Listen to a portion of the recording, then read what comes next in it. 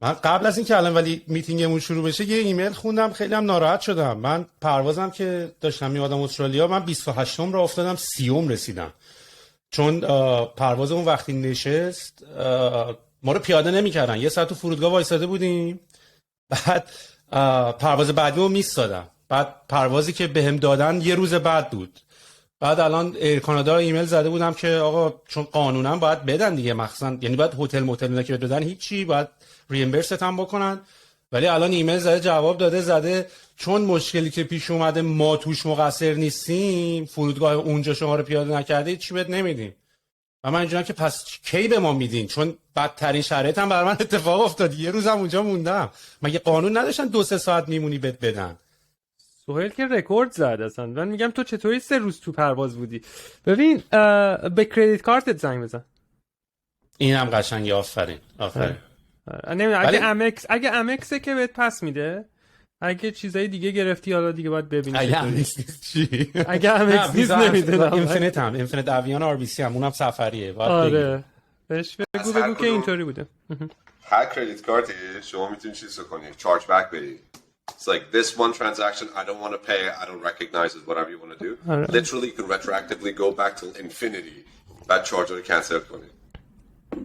دیسپیوتش میکنی. آره دیگه چارج بک بزن بره راحت کن. حتی پولش رو بیمه میده. یعنی تو هر ترانزکشنی که داری 3% داره کم میکنه، 2 در حالا امکس بیشتر کم میکنه.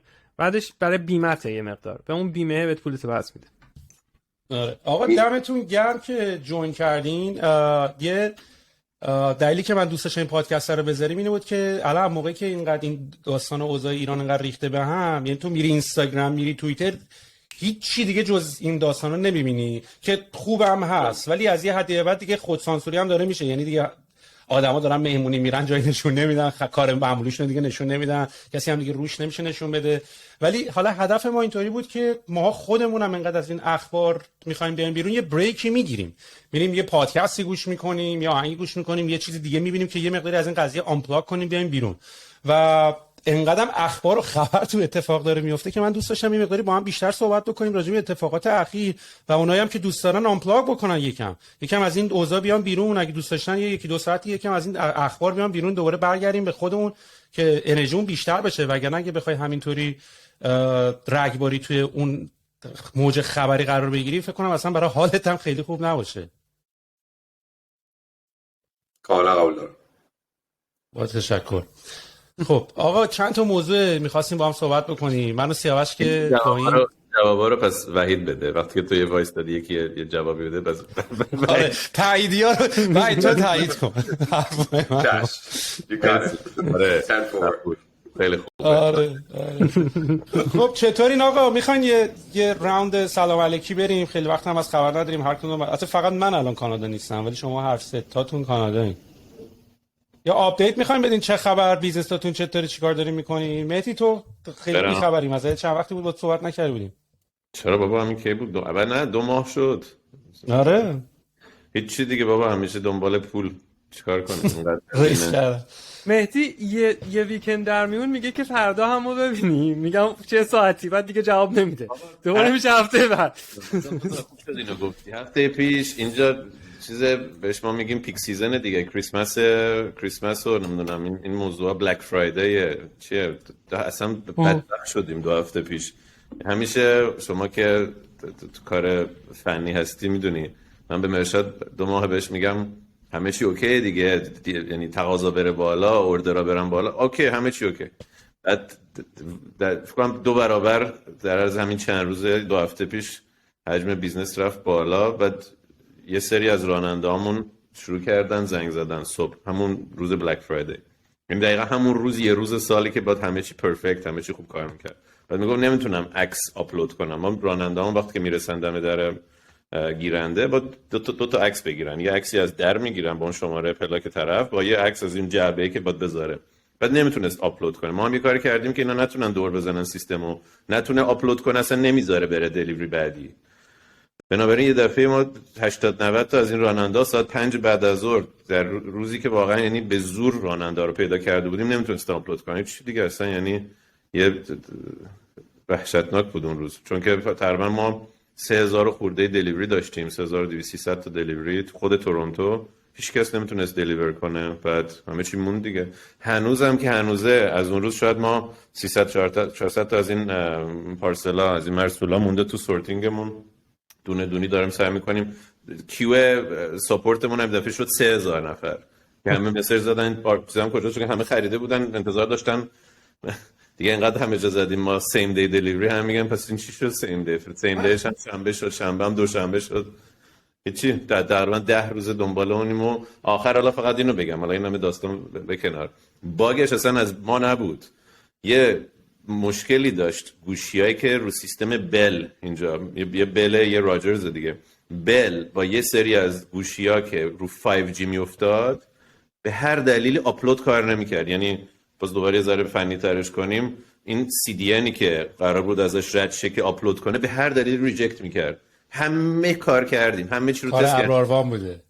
آره قطعتون کردن اونجا.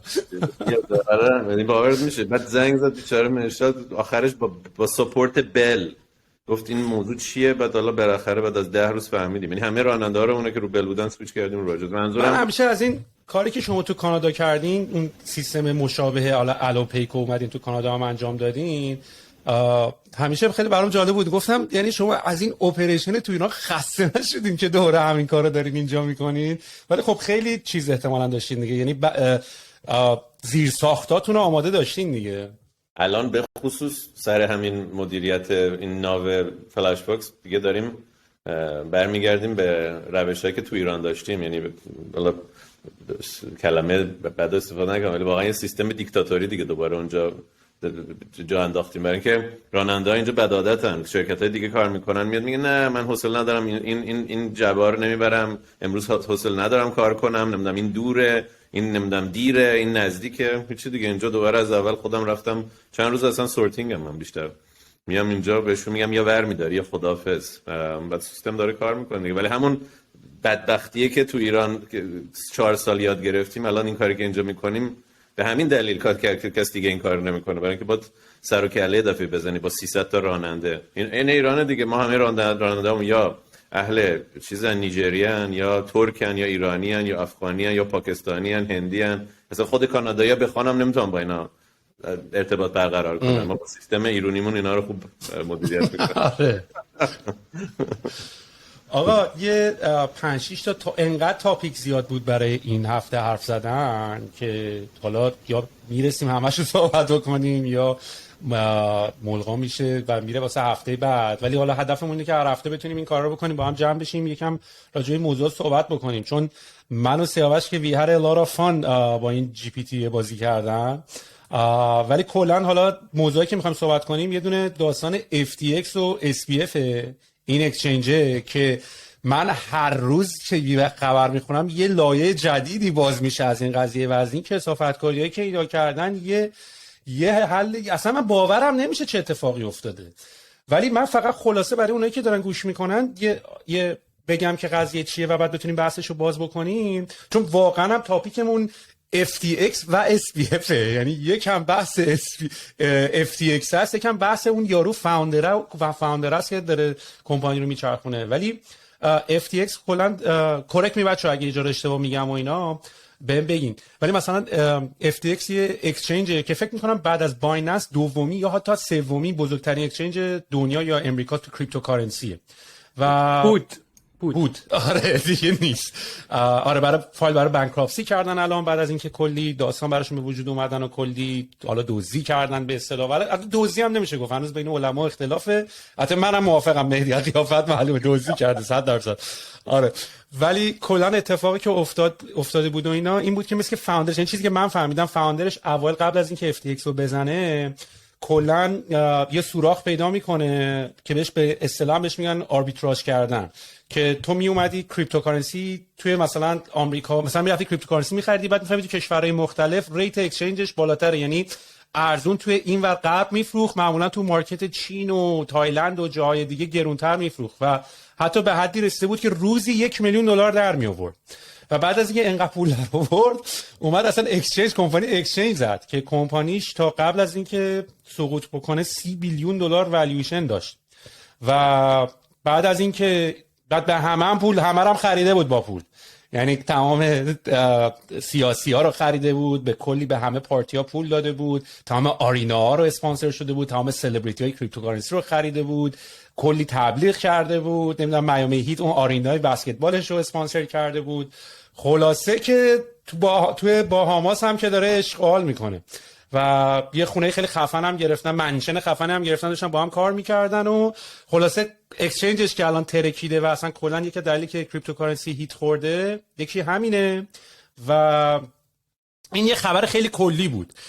ولی واقعا من هم ناراحتم که اینقدر اعتماد از بحث کریپتو رفته. حالا اتفاقی باید میافتاد، ولی هم از یه طرف هم میگم که این پول‌ها رو چرا ما در نیاریم اگه اینقدر راحته.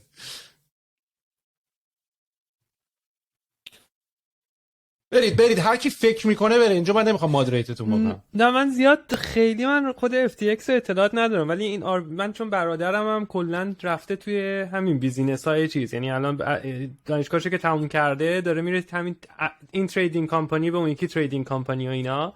بعدش اینم با دوستاش که صحبت میکرد اتفاقا مثلا این ماجرا برای مثلا 4 ماه پیشه، یعنی قبل از ماجرای مثلا FTX و اینا، که آقا یه چیزی هست به نام آربیتراژ که مثلا تو میتونی این کارو کنی و اینطوری مثلا میخری از اون ور میفروشی و ببین کار میکنه تو کوتاه مدت، به خاطر اینکه وقتی که یکم مثلا میبینن یه همچین مارکتی هست، این شرکت‌های بزرگتر که کولوکیشن دارن و اینا، یعنی کل ماجرا اینه که تو باید سریعتر بتونی بفهمی قیمتو که بتونی زودتر از بقیه بفروشی یا بخری، یعنی کل ماجرا اینه. بعدش دیگه میرسه به یه جایی که دیگه این شرکت گنده اونا اصلا سرورشون وصله مثلا به اونجا، یعنی به جایی که نزدیکترین حالت ممکنه و دیگه نمیتونی اونو بیت کنی، یعنی تا یه زمانی میتونی اینو بگیری و خیلی میتونی پول در بیاری. که آرش با یکی از دوستاش واسه سر کریپتو نبود، اصلا سر یه چیز دیگه بود، مارکت میکینگ، که مثلا همینطوری این کارا رو میکردن، ولی میگفت مثلا این باید همین کوتاه مدت پولشو در بیاری بذاری رو یه چیز دیگه. که این آقا هم همین کارو کرده دیگه، اومده این کارو کرده بعدش گذاشته گفته من مثلا میخوام اکسچنج بزنم، که کار به نظرم اسمارتی بوده، یعنی آدم اسمارتی. بانک زده یارو، بعدش بانک زده بعد رفته کلاترال گرفته، خودش پول قرض گرفته. بحث اصلی، حالا من که بک‌گراندم یه زمانی تو فایننس بود، اصلا کاری که این کرده انقدر خنده داره، یعنی خنده داره چی بگم، یعنی انقدر پر رو بود طرف که نمیدونم، یعنی انقدر موضوع انقدر زیاده تو در مورد این داستانه که 5-6 ساعت میشه حرف زد. یعنی یه بخشش ببخشید یعنی حماقت ویسیا رو نشون میده که چجوری میتونن گوله یه آدمی رو بخورن که خودشو ادای داستین آفمن بود تو رین من، یعنی ادای اوتیستیکا رو در می آورد. واقعا نشم خیلی نیست اوتیستیک، یعنی ادای اوتیستیکا، داستانای اونم نمیدونم خوندین اون چیزایی که افشا شده در مورد میتینگی که داشت با فاند سکویا طرف داشت بازی میکرد، این چیه لیگ آف لجندز میزد، لیگ و دو آدما خیلی چیز شده بودن، یعنی تاثیر گذاشته بود روشون که این چقدر باهوشه که با ما میتونه پیچ کنه از اون ورم مثلا بازی کنه رو تلفنش. حالا بگذاریم اونو. من ولی بحث اساسی اینه که دوزارش افتاد که من اصلا چرا برم بانک بزنم، از یه طرف میرم یه کریپتو اکسچنج میزنم، تمام این بیچاره بدبختایی که فکر میکردن با بیت کوین خریدن یا هر کدوم از این شیت کوینایی که هستش پول میذاشتن توش، از این ور این استا رو میذارن، آدما هم که اصولا نمیفروختن، خیلی همین سیوینگزاشون رو مینداختن اونجا، سپردهاشون رو هر ماه یه ذره میرفت روش دیگه، تو اون چند سالی که کریپتو مد شده بود. از اون ور این پشت پرده همه جا تو تمام اکسچنج‌های دنیا دیگه، فکر کنم تو بورس تهران هم همینه دیگه، حتی بدبخت‌ترین بورس دنیا اولین موضوع اینه که اسست مشتری تو که نمیتونی تو دست بزنی، یعنی اینجا دو تا رول داشت کارش، هم اکسچنج میکرد هم تکنیکال ترمش چیز دیگه، اینا asset رو هولد میکنن برات. ولی توی دنیای واقعی کلیرینگ هاوس داری، اکسچنج داری، رولای مختلف داری که تفکیک بشه دیگه، یه آدم نتونه همه رو کنترل کنه. اینجا نداشت، هم اکسچنج بود هم برات نگه می‌داشت asset تو، بعد پشتش میرفت همه پولاشو میچکن تو اون چیزاش دیگه، تو مثلا هج فاندش. اینی که سیاوش داشت توضیح میداد، اصلا مبنای کل صنعت هج فاند که الان خیلی خوب کم رنگ شده نسبت به زمانی که من تو فایننس بودم، یعنی سالهای 92,000 همه بیلیونرها تو بخش هج فاند بودن. هج فاند هم دقیقاً بحثش این بود دیگه، یه جا یه اسست رو پیدا می‌کرد، بعدش یه جا دیگه هم همون اسست ترید می‌شد، مثلا یه سهم هم تو نیویورک ترید می‌شد هم تو لندن ترید می‌شد، همون چند سنتی که تفاوت داشت چند ثانیه اینجا می‌خرید اونجا می‌فروختتش، بعد به مرور زمان خب این پول در می‌آورد. دقیقاً هم همون اتفاق افتاد دیگه، آدم‌ها رفتن تو امریکا، کانتیکت ایالتش اونجا میزدن سروراشونو که نزدیکترین راه باشه با نزدک یا حالا بخش نیویورک استاک اکسچنج نایس. اینم فقط از اون شروع شد. منظورم همین حرفی که طرف از asset طرفی که باش ترید میکرد میرفت پشت برای فاند خودش ترید میکرد، اصلا چجوری تونست این کارو بکنه آخه 4 سال بحث اینه. چجوری سیستمای کنترل داخلی نداشتن، چجوری باورش کردن، چجوری، یعنی این خودش مقصر تنها هم که نمیکرد این کارو، مطمئنا نصف شرکت میدونست این اتفاق داره میفته. ببین البته بحثایی که به وجود اومدم همین، مثلا من داشتم تو این پادکست گوش میکردم، بحث اصلا همین بود که این تقصیر کیه؟ تقصیر میدیاس موتشو نگرفته، تقصیر ویسیه که دو دیلیجنس درست نکردن، تقصیر رگولیشنه که مثلا نیومدن رگولیت بکنن. و خیلی جالب بود که هر کی هم از یه زاویه داشت این قضیه نگاه میکرد. یعنی مثلا جیسون کلانیس که اینطوری بود که واقعا این شورت کامینگ سمت ویسیه، ولی خب از یه طرف هم داستان ترانوس هم داشتیم دیگه. ویسی ها بعضی موقع نمیخوان به رو خودشون بیارن چون خیلی پول گذاشتن و نمیدونم میخوانم ادامه بدن بره تا به نتیجه برسه.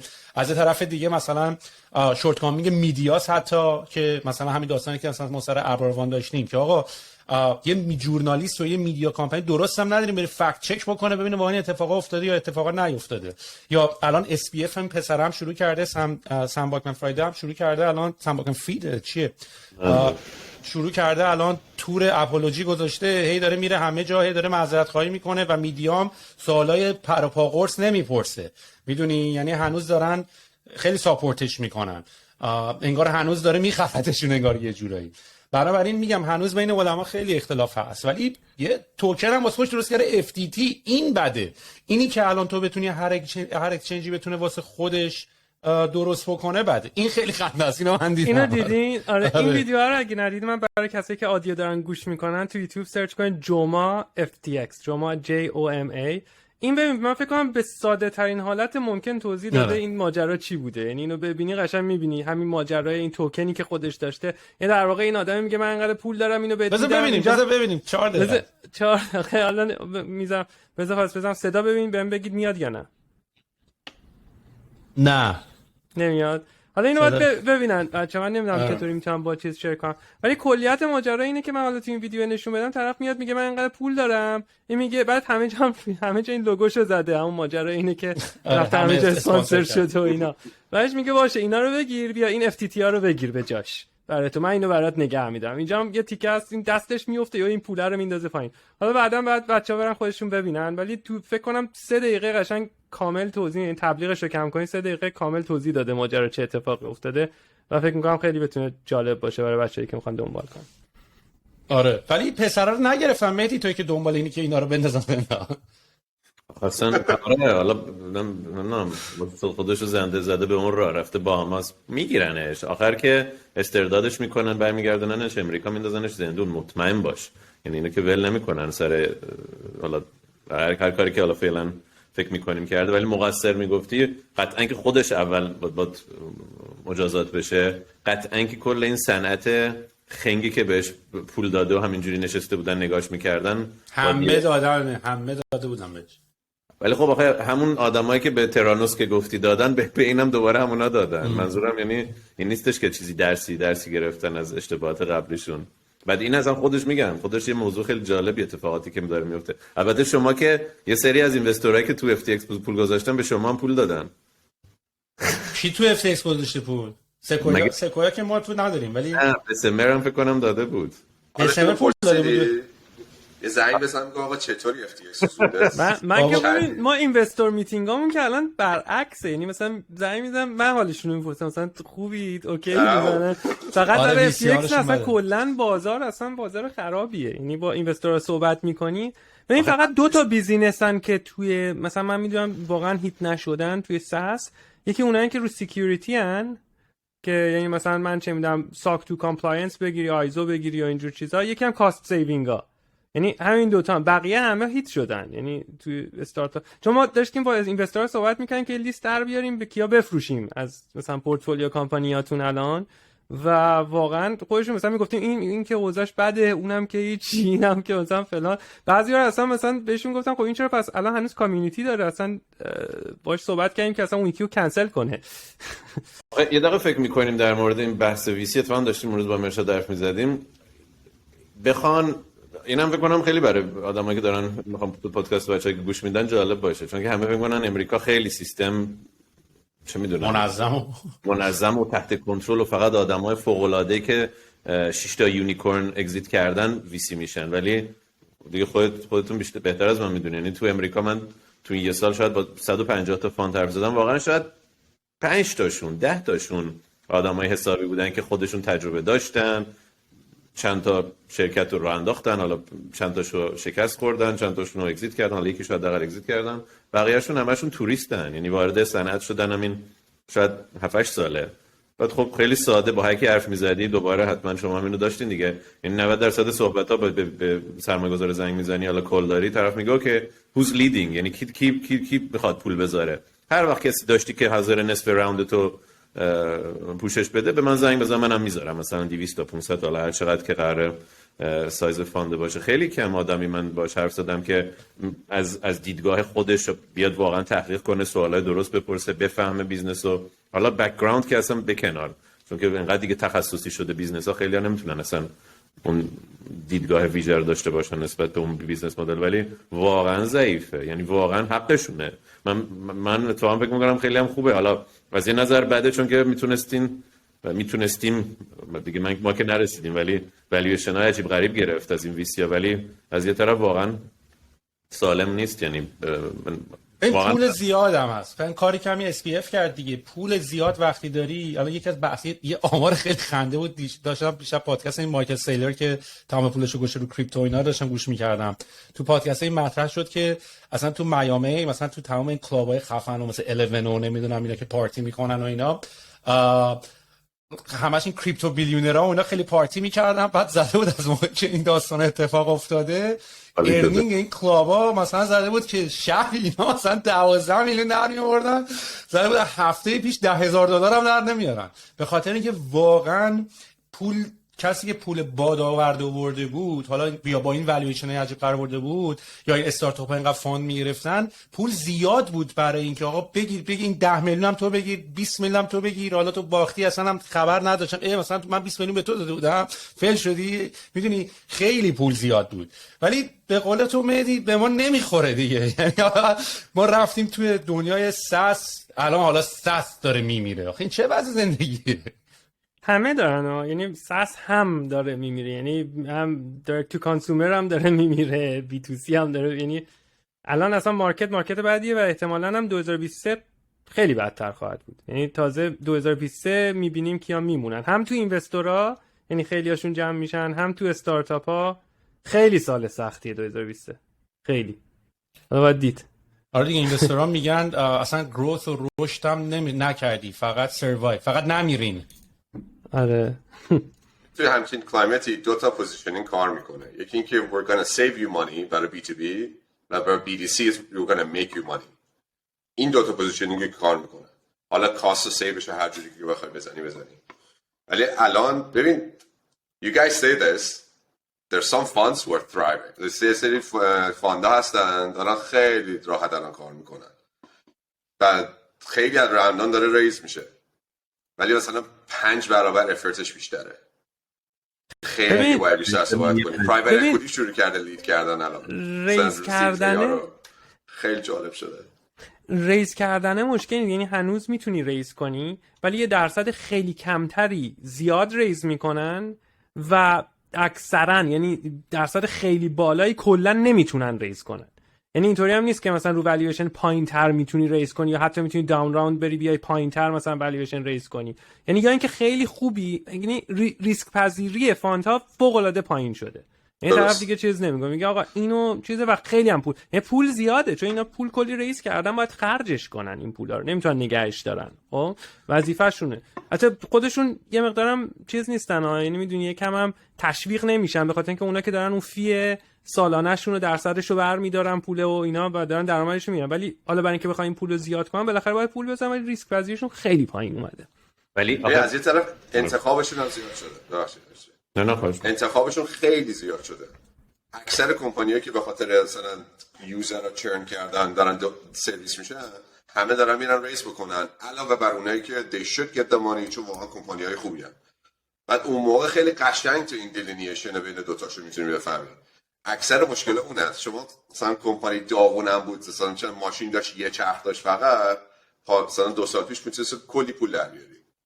توجه؟ ولی الان واقعا بیزنس فاندامنتال مهمه. اونایی که پروداکت مارکت فیت دارن تمومه. اونایی که به پروفیتابیلیتی رسیدن میتونستن پلان بی داشتن تموم شد.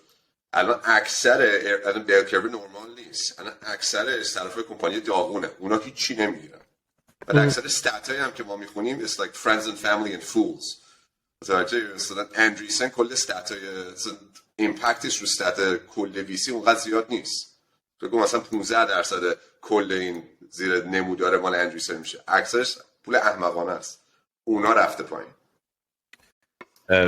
البته یه بحث دیگه هم هست، یعنی این داستان دوستمون سم FTX فقط یه بخش خیلی کوچیکه به نظرم اشتباهات وحشتناک هم این فاندا کردم. من یکی از اینوستورایی که پول کوچیکی همون راوند اول گذاشت تو فلش باکس لندنه، یه شرکتی تو لندن البته تمام شد و شکست شدن، اسمشون بود گوریلا مثل گوریلا چیز دیگه. بعد اینا دقیقاً کارشون لاست مایل دلیوری بود تو بخش همین گروسری، یعنی خرید فروشگاهی. همین داستان مودی که پیش اومده بود 15 دقیقه‌ای از هر جا میتونن دیسپچ کنن، ارسال کنن جنسا رو. این شرکت فکر کن 1.5 سال پیش راه افتاده بود، یعنی دقیقاً وسط کووید. بعد از 6 ماه والیویشن شده بود، حالا مثلا نمیدونم جزئیاتش، ولی شده بود 500 میلیون. اون موقع که تازه داشت راوند مثلا ایش رو ریز میکرد، همین والیویشن 500 میلیون رو هر دلیوری تقریبا 150 یورو پول از دست میداد. یعنی همه هزینه‌اشون رو برمی‌داشتیم میآوردیم برای هر دلیوری حساب می‌کردیم و رو داشت 150 یورو از دست میداد. باز با اون والیویشن تون و زوزاتون شور و نمیدونم اتفاقاتی که توی کووید افتاده بود که همه فکر می‌کردن دیگه تمام کل دنیا سفارش آنلاین میده، اینا باز رفتن، باز دوباره یه چیزی هولوش 600 میلیون ریز کردن که والیویشنشون شد 2 میلیارد. این دوست ما که سرمایه‌گذار فلش باکس هم هستش، از طریق فاندش بهشون 45-50 میلیون هم چقدر پول داده بود. خب یعنی نمیدونم چند بار مالتیپل چند بود، فکر کنم 1000 بود مالتیپل، مثلا نمیدونم عددش چی بود. طبیعتا وقتی که یه ذره آروم شد دیگه آدم‌ها خرید نکردن ازش، دیگه فاندینگ نرسید، تمام شد. الان رفت به یه رقیبش، اتفاقا آدم‌ها میشناسن، یه شرکت ترک گتیر، اونم تو همین حوزه سفارش آنلاین همین از فروشگاه میکنن، رفت والیویشن 2 میلیاردش کل شرکت رو فروخت برای معادل فکر کنم 3% گتیر هم خودش مثلا 4 میلیارد ارزش داره. منظورم 98%، 96% داون، یعنی پول بستن شرکتش رو در آورد. آره تکنیکلی که چند صد میلیون ریس کرد، اونم که هیچی. ولی بحثم اینه، میگم ما فقط یه بخش کوچیکش رو الان داریم تو مطبوعات میبینیم حرفشو میزنن.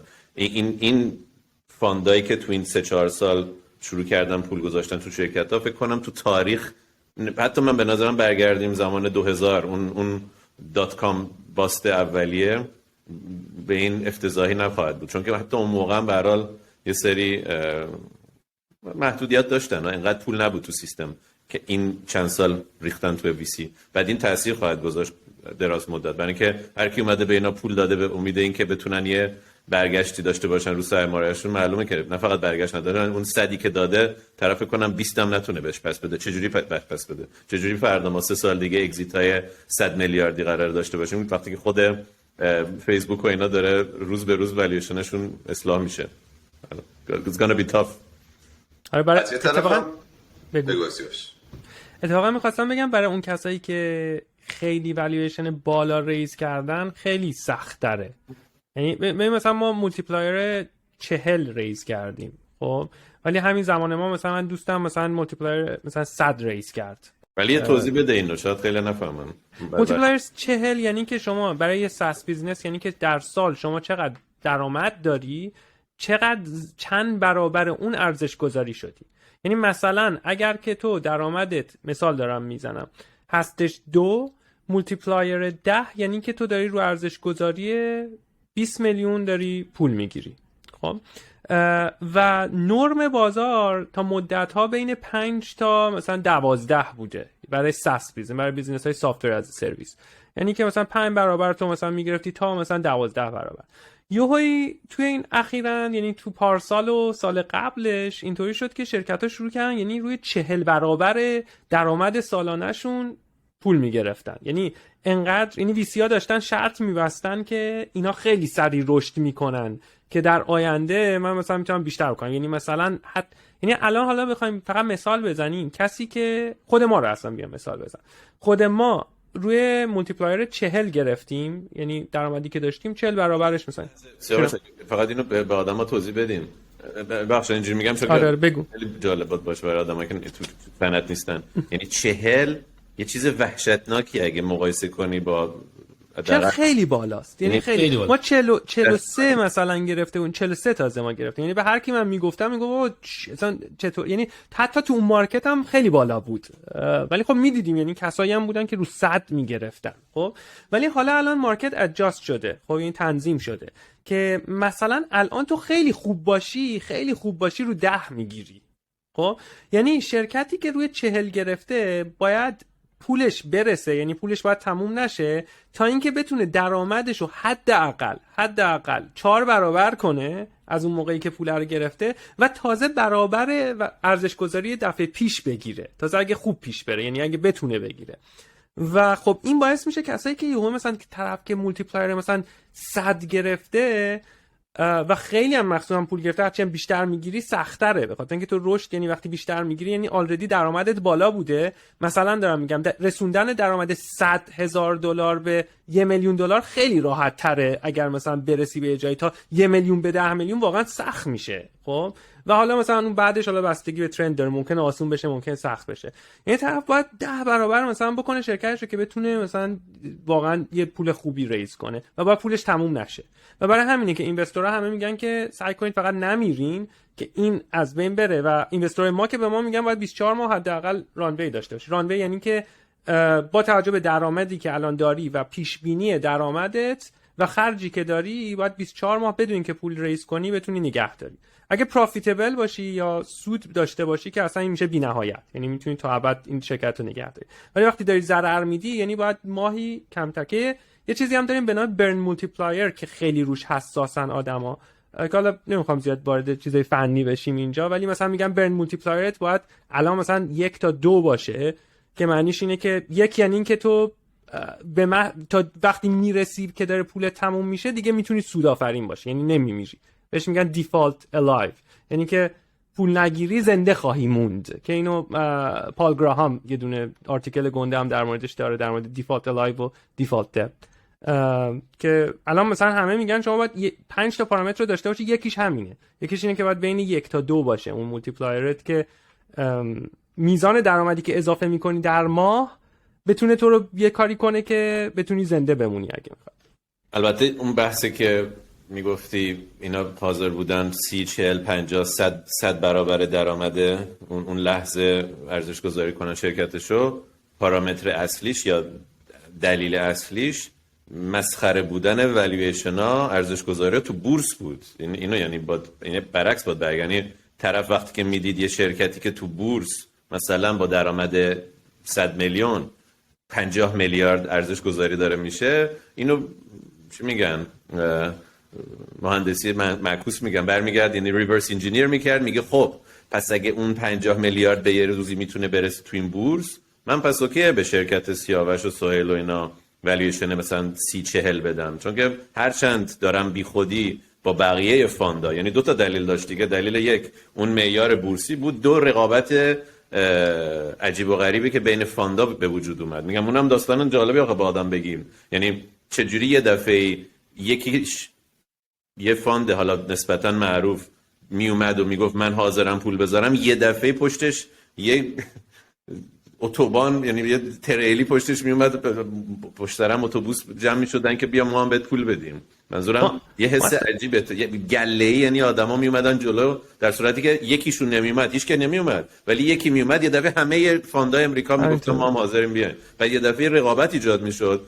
پولی که قرار بود مثلا، یعنی فاندی که قرار بود مثلا با 10 برابر همین درآمدت پول بذاری، یه دفعه تبدیل میشد به 40. برای شما هم این اتفاق افتاد؟ همین بود. ما اول اصلا فکر کنم 15 میلیون می‌خواستیم مثلا بریم، با رو ارزش‌گذاری 15 میلیون می‌خواستیم بریم، آخرش انداپ شد روی 43 میلیون.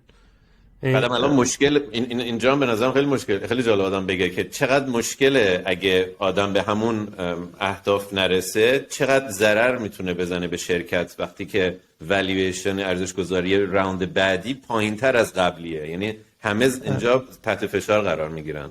داون راوند بهش میگن اصطلاحاً، یعنی که تو مثلا میگم الان 100 میلیون دلار ارزش گذاری شدی، میخوای حالا دفعه دیگه که میخوای پول ریز کنی مثلا بشی 70 میلیون 50 میلیون.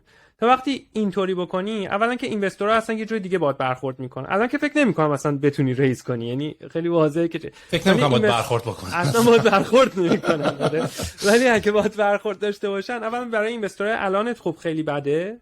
یعنی الان میگن که اگر بتونی با والویشن قبلیت بگیری خیلی خوبه. یعنی الان داستان اینطوریه که اینوستورها میگن آقا با والویشن قبلیت هم اگه تونستی بگیری همه راضیان، خیلی هم خوشحالن. تازه مثلا توش، ولی داون راوند خیلی مضره، هم برای شرکتت مضره به خاطر اینکه والویشن پایینتری بیشتر دایلوت میشی، هم ترم بدی تری میگیری. چون ببین پول که ریز میکنی که فقط پوله نیستش، که ترمایی هم که روش هستم وجود داره دیگه. مثلا ما هیچ بورد سیتی ندادیم راوند قبلی به کسی، یعنی کوفاندرها فقط بورد سیت دارن و خب زورت یعنی زیاده، یعنی کسی نمیتونه مثلا بهت بگه تو باید این کارو کنی این کارو نکنی برای چیزی که برای برده. اما مثلا ترمی که بگیری اگه داون راوند باشه، طرف میگه مثلا ما 2 تا هم بورد سیت میخوان، بعد نمیذارن اون حقوق 1 میلیون دلاری رو دیگه به خودتون بزنین. حتی ما که خیلی کم حقوق میگیم. ما همه کارمندامون از ما بیشتر حقوق میگن. حقوق شما خیلی اما بالاتره. من اینجوری بهت بگم ما حقوقمون خیلی کمه.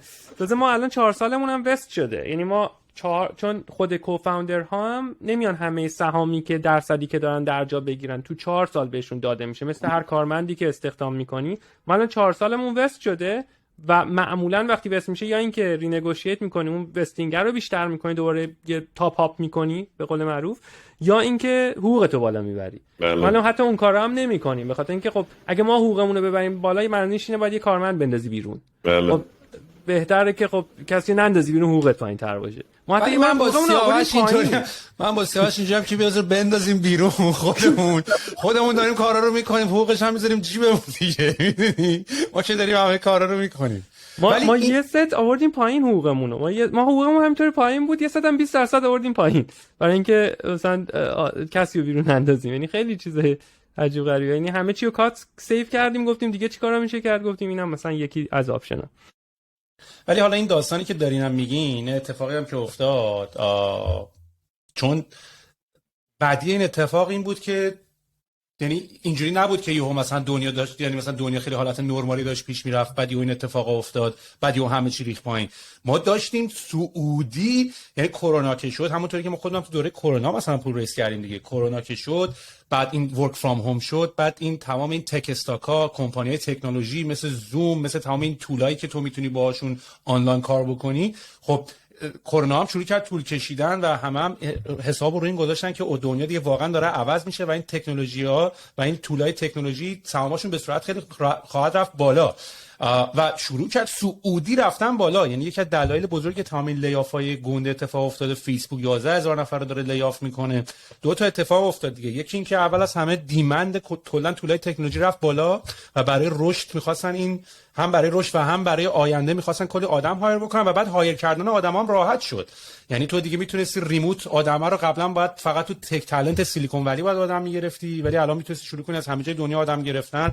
هزینه خیلی زیادی هم برای شرکت نداشت که بخواستی مثلا آنبوردینگ و فضای آفیس و میز و صندلی و اینا بخوای بدی، همه رو میتونستی به صورت ریموت توشون انجام بدی. و اتفاقی که افتاد این بود که خیلی همه چی بوست شد، یعنی سهام زوم داشت میرفت بالا خیلی زیاد. بعد یهو بعد از این اتفاق بوم مالا داره میخوره زمین. میدونی این بد بود. یعنی اتفاقی که افتاد این بود که تو یهو یه بران خیلی گنده داشتی، بعد یهو بخوای بخوری زمین، حالت استاندارد درد داشت. میدونی خیلی درد داشت. هنوز نخوردیم ها. یعنی الان تازه مثلا یکی جفا زده، الان تازه قراره بیافتیم. واقعا بگم یعنی الان هنوز خیلی به نظر من بدتر میشه. آره میگم پایین قضیه احتمالاً اوایل 2023 خواهد بود. البته آخراش هم هستیم، یعنی اونجوری نیست که حالا مثلا میگیم قرار خیلی، یعنی دیگه واقعا بیشتر از این دیگه نمیکشیم دیگه. ولی خب مثلا من واقعا این ارنینگای سیلز فورس و اینا رو دیدم تا خطرناک بود دیگه. واقعا مثلا برای ساس مثلا بیزنس های ساس دیگه سیلز فورس که دیگه به قول معروف عروس بازی توی سافر از سرویس ها، درآمدش خیلی اومده بود پایین. البته خب هزینه مارکتینگش رو بالا نگه داشته بود مثل سال قبل، ولی چون سرویس های سافر از سرویس معمولا با فروش سیت و ادمین سیت و این تیکرش CRM جالبه.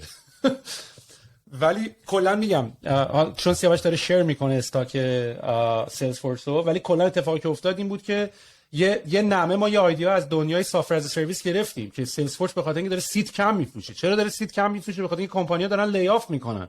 چون آدم‌ها دارن لی آف میکنن دیگه سیت نمیفروشن و این اتفاقی که برام افتاد. یعنی ما هم یه مقداری با سیاوش اینا که صحبت می‌کردیم جوری بود که خب ما چجوری می‌تونیم اکسپنشن داشته باشیم رو پروداکتمون، مشتری فعلی ما بیشتر پول خرج بکنن. یکیش با فروختن همین سیت و اینا بیشتر بود دیگه. هی می‌اومدیم اکانت‌ها رو محدود می‌کردیم که بخوان سیت بفروشیم، ولی الانم فکر نمی‌کنم سیت دیگه it's a good business model for future. الان جواب همه چی AI. کلا چیکار کنیم زیاد کو AI. چیکار کنیم که AI؟ بخاطر اینکه میخوای آدمو میخوای کاست سیو کنی، یعنی اونی که میتونه کمک کنه الان مثلا بیزنس های ساسو میخوای بگیری. بازی کردین؟ من I think it's من خودم AI رو به شکل اسباب بازی رو توی نگاه میکردم، ولی از هفته پیش تا به الان انقدر من واقعا انگار یک نفر آدم بغلم نشسته داشتم رودمپ 2023 مونو می نوشتم برای Q1ش و آخرش واقعا انقدر باش صحبت کردم دیگه تاشم پرسیدم گفتم این اوکیار ما رو هم بده دیگه و واقعا میداد و درست هم میداد. یعنی من اینجوری میگم که من اگه میخواستم با یه نفر دیگه صحبت بکنم و با تیمم بشینم مشورت بکنم از این بهتر نمیتونم درارم. یه توضیح بدیم اول اصلا چیه داریم صحبت میکنیم بچه‌ها. برای احتمالاً همه در جریان هستن اکثر بچه‌ها، ولی یه شرکتی هست به نام اوپن ای آی که این در واقع یکی از شرکتایی هم هست که ایلان ماسک هم پشتشه. این خیلی حالا پروژه جالبی انجام دادن، ولی قبلا حالا اولین پروژه‌ای که دادن بیرون که لنگویج مدل بود، یعنی مدل زبانی که اومده بودن با کل اینترنت اینو ترین کرده بودن. این کلی اینترنت رو مثلا شما در نظر بگیرید مثل مغز که مغز حالا نورون داره و اینا، چون مغز آدم هم یه سری نورانه که به هم وصلن و یه سری الکترومگنتیک پالس میاد و باش این عدداش عوض میشه و اون میگن یادگیری.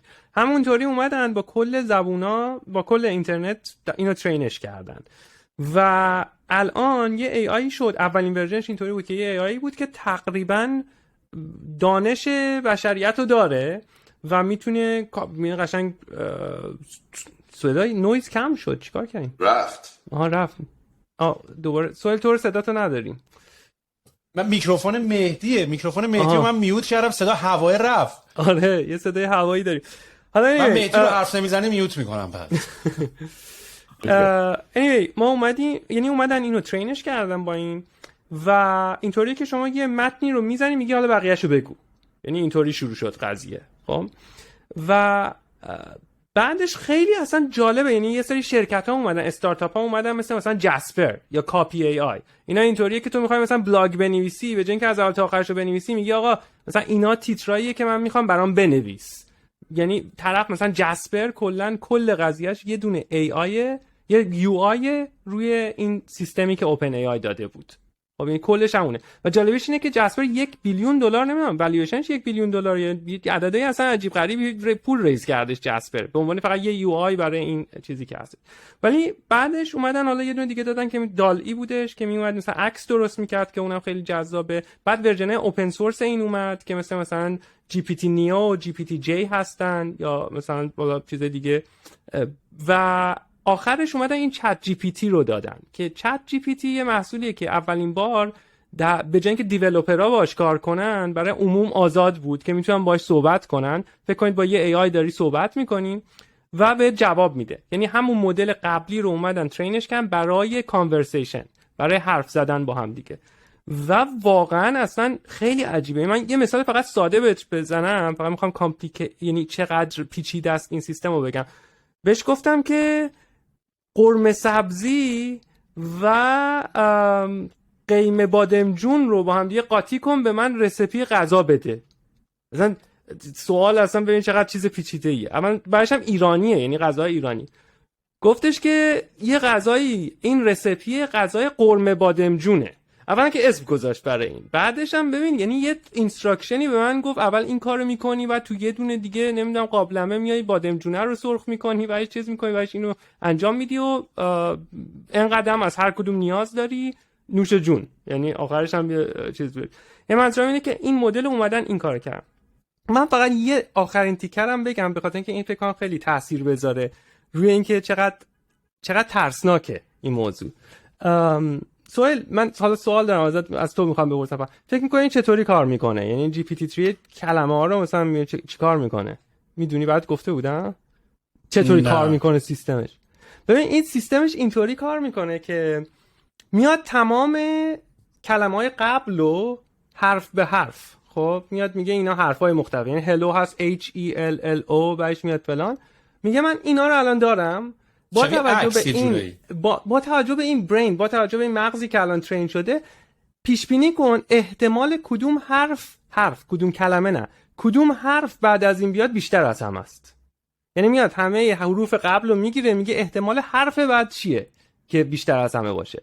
بعدش مثلا یعنی اینطوری داره کار میکنه. وقتی آدم اینطوری فکر میکنه میگه یعنی هوشی هم نداره، کاملا داره با probability، یعنی با آمار و احتمال میگه این حروف، این سیکونس حروفیه که داشتم، حرف بعدی چی باید باشه. حالا میاد همه اینا رو جمع میکنه، میگه حالا حرف بعدش چیه، حالا میاد دوره اونا رو میذاره، میگه حالا با توجه به این دوتا حرفی که اضافه شده حالا حرف بعد چیه. یعنی اینطوری داره جنریت میکنه جوابو.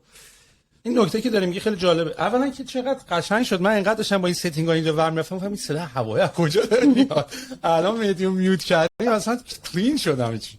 ولی یه نکته که می‌خواستم بهت بگم، مثلا این حرفی که داری میزنی سیاوش، مثلا همیشه بحث اینه که خب الان یه چیز خیلی باحالی اومده، عکس خفن جنریت میکنه و تکست خفن داره مینویسه، ولی فعلا هنوز اینی که بیاریش تو بیزنس ها و واقعا بیادیش تو کانسیومری بشه هنوز مونده. یعنی تو چجوری میتونی این توله رو واقعا یه جوری خیلی بدون اینکه سیملس باشه و کسی متوجه بشه این ای آی رو وارد زندگی روزمره آدما بکنی. و الان تو این نکته رو که گفتی من یاد یه چیزی افتادم که این پروبابیلیتی رو گفتی و این من یاد اپل میندازه که اپل هم به همه این تکنولوژی اکسس داره، ولی همیشه از سر علاقه که چیز باحاله نمیتونه تو پرزنت بکنه تا زمانی که مطمئن بشه که میتونه ازش توی یه وصله استفاده بکنه.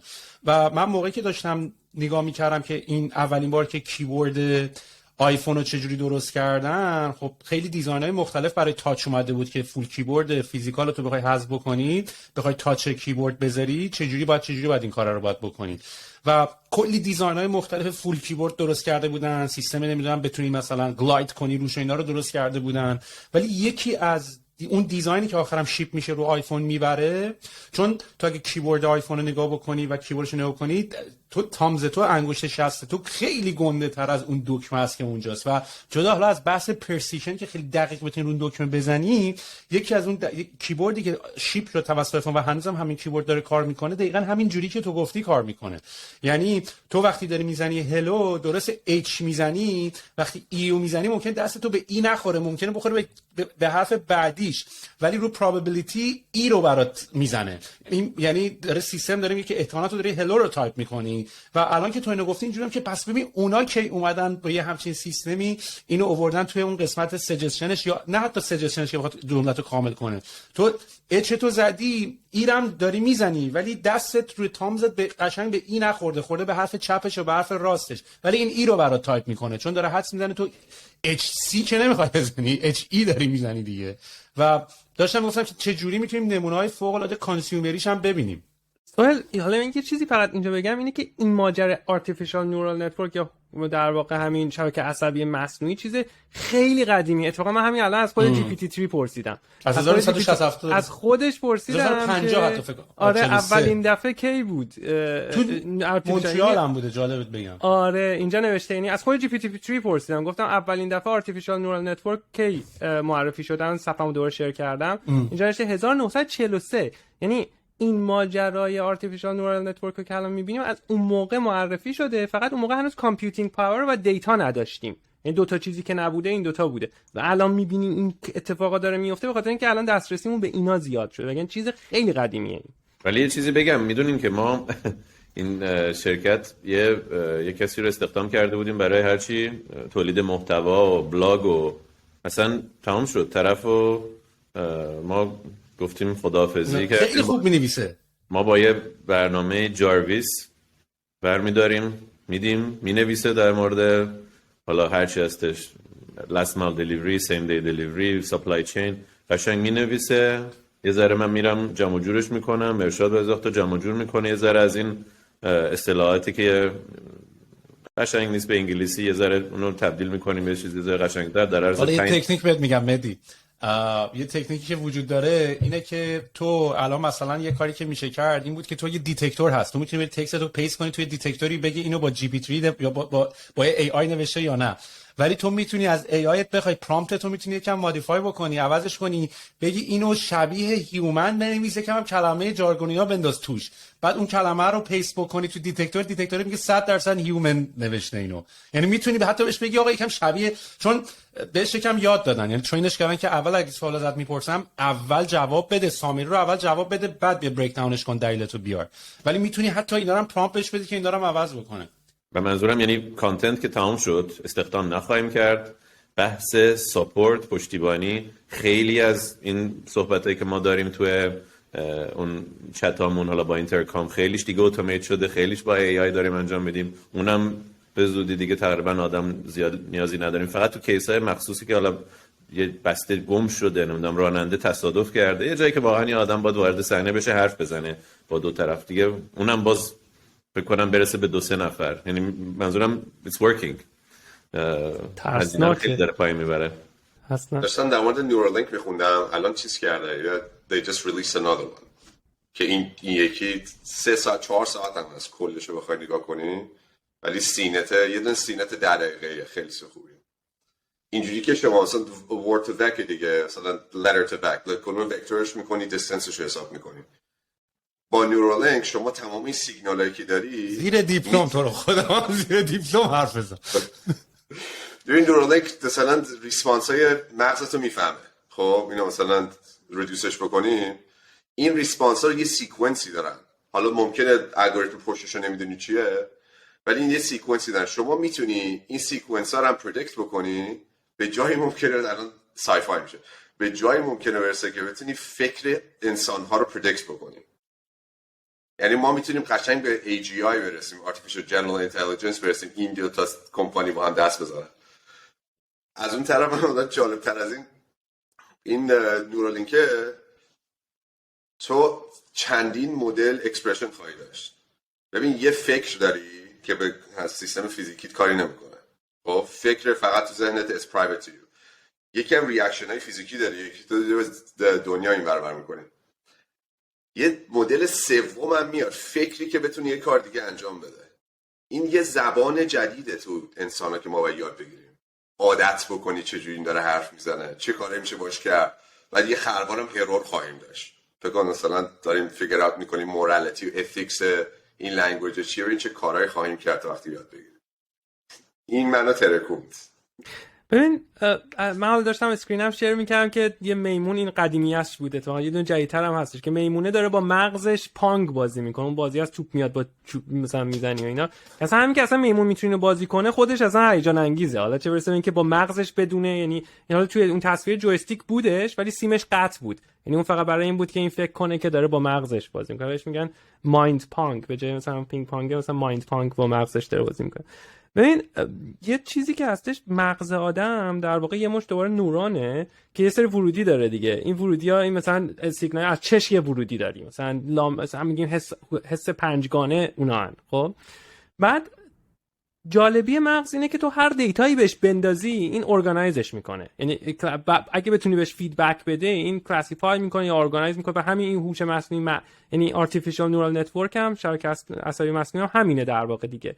حالا تو فرض کن نیورالینک، اول دوره یه توضیح بدیم، یه چیزیه که میره تو مغزت، یعنی یه چیپیه که خیلی کوچیکه، شارژ میشه داخل مغزت هستش و یه دستگاهی دارن که این در واقع پروباش اون یعنی سیماش حالا بگیم میزنه داخل مغزت برای جاهایی که باید باشن و اینکه ادعاشون هم اینه که باید مثل لیزیک چشم باشه، یعنی امروز باید بتونی بری پاشی اونجا، بری تو این دستگاه، این کارو انجام بده، 10 دقیقه بعد یا من نمیدونم نیم ساعت بعد بلند شی و بری، یعنی نباید اصلا ساید افکت هم بعدش داشته باشه، بستری بشه، کل عمل جراحی میگه آره، یعنی هدفشون اینه.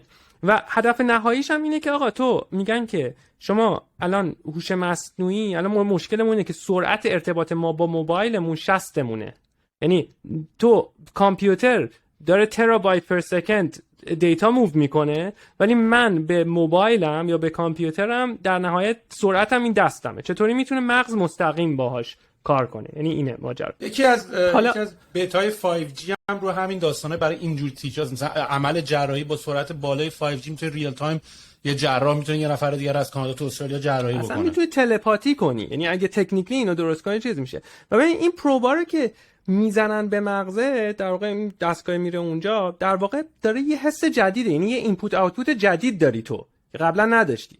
یعنی تو میتونی حس ششم، حس هفتم، حس هشتم داشته باشی، یعنی اینطوری میشه دیگه جنس قضیه، به خاطر اینکه دوباره مغز تو داره از یه جای اینپوت میگیره.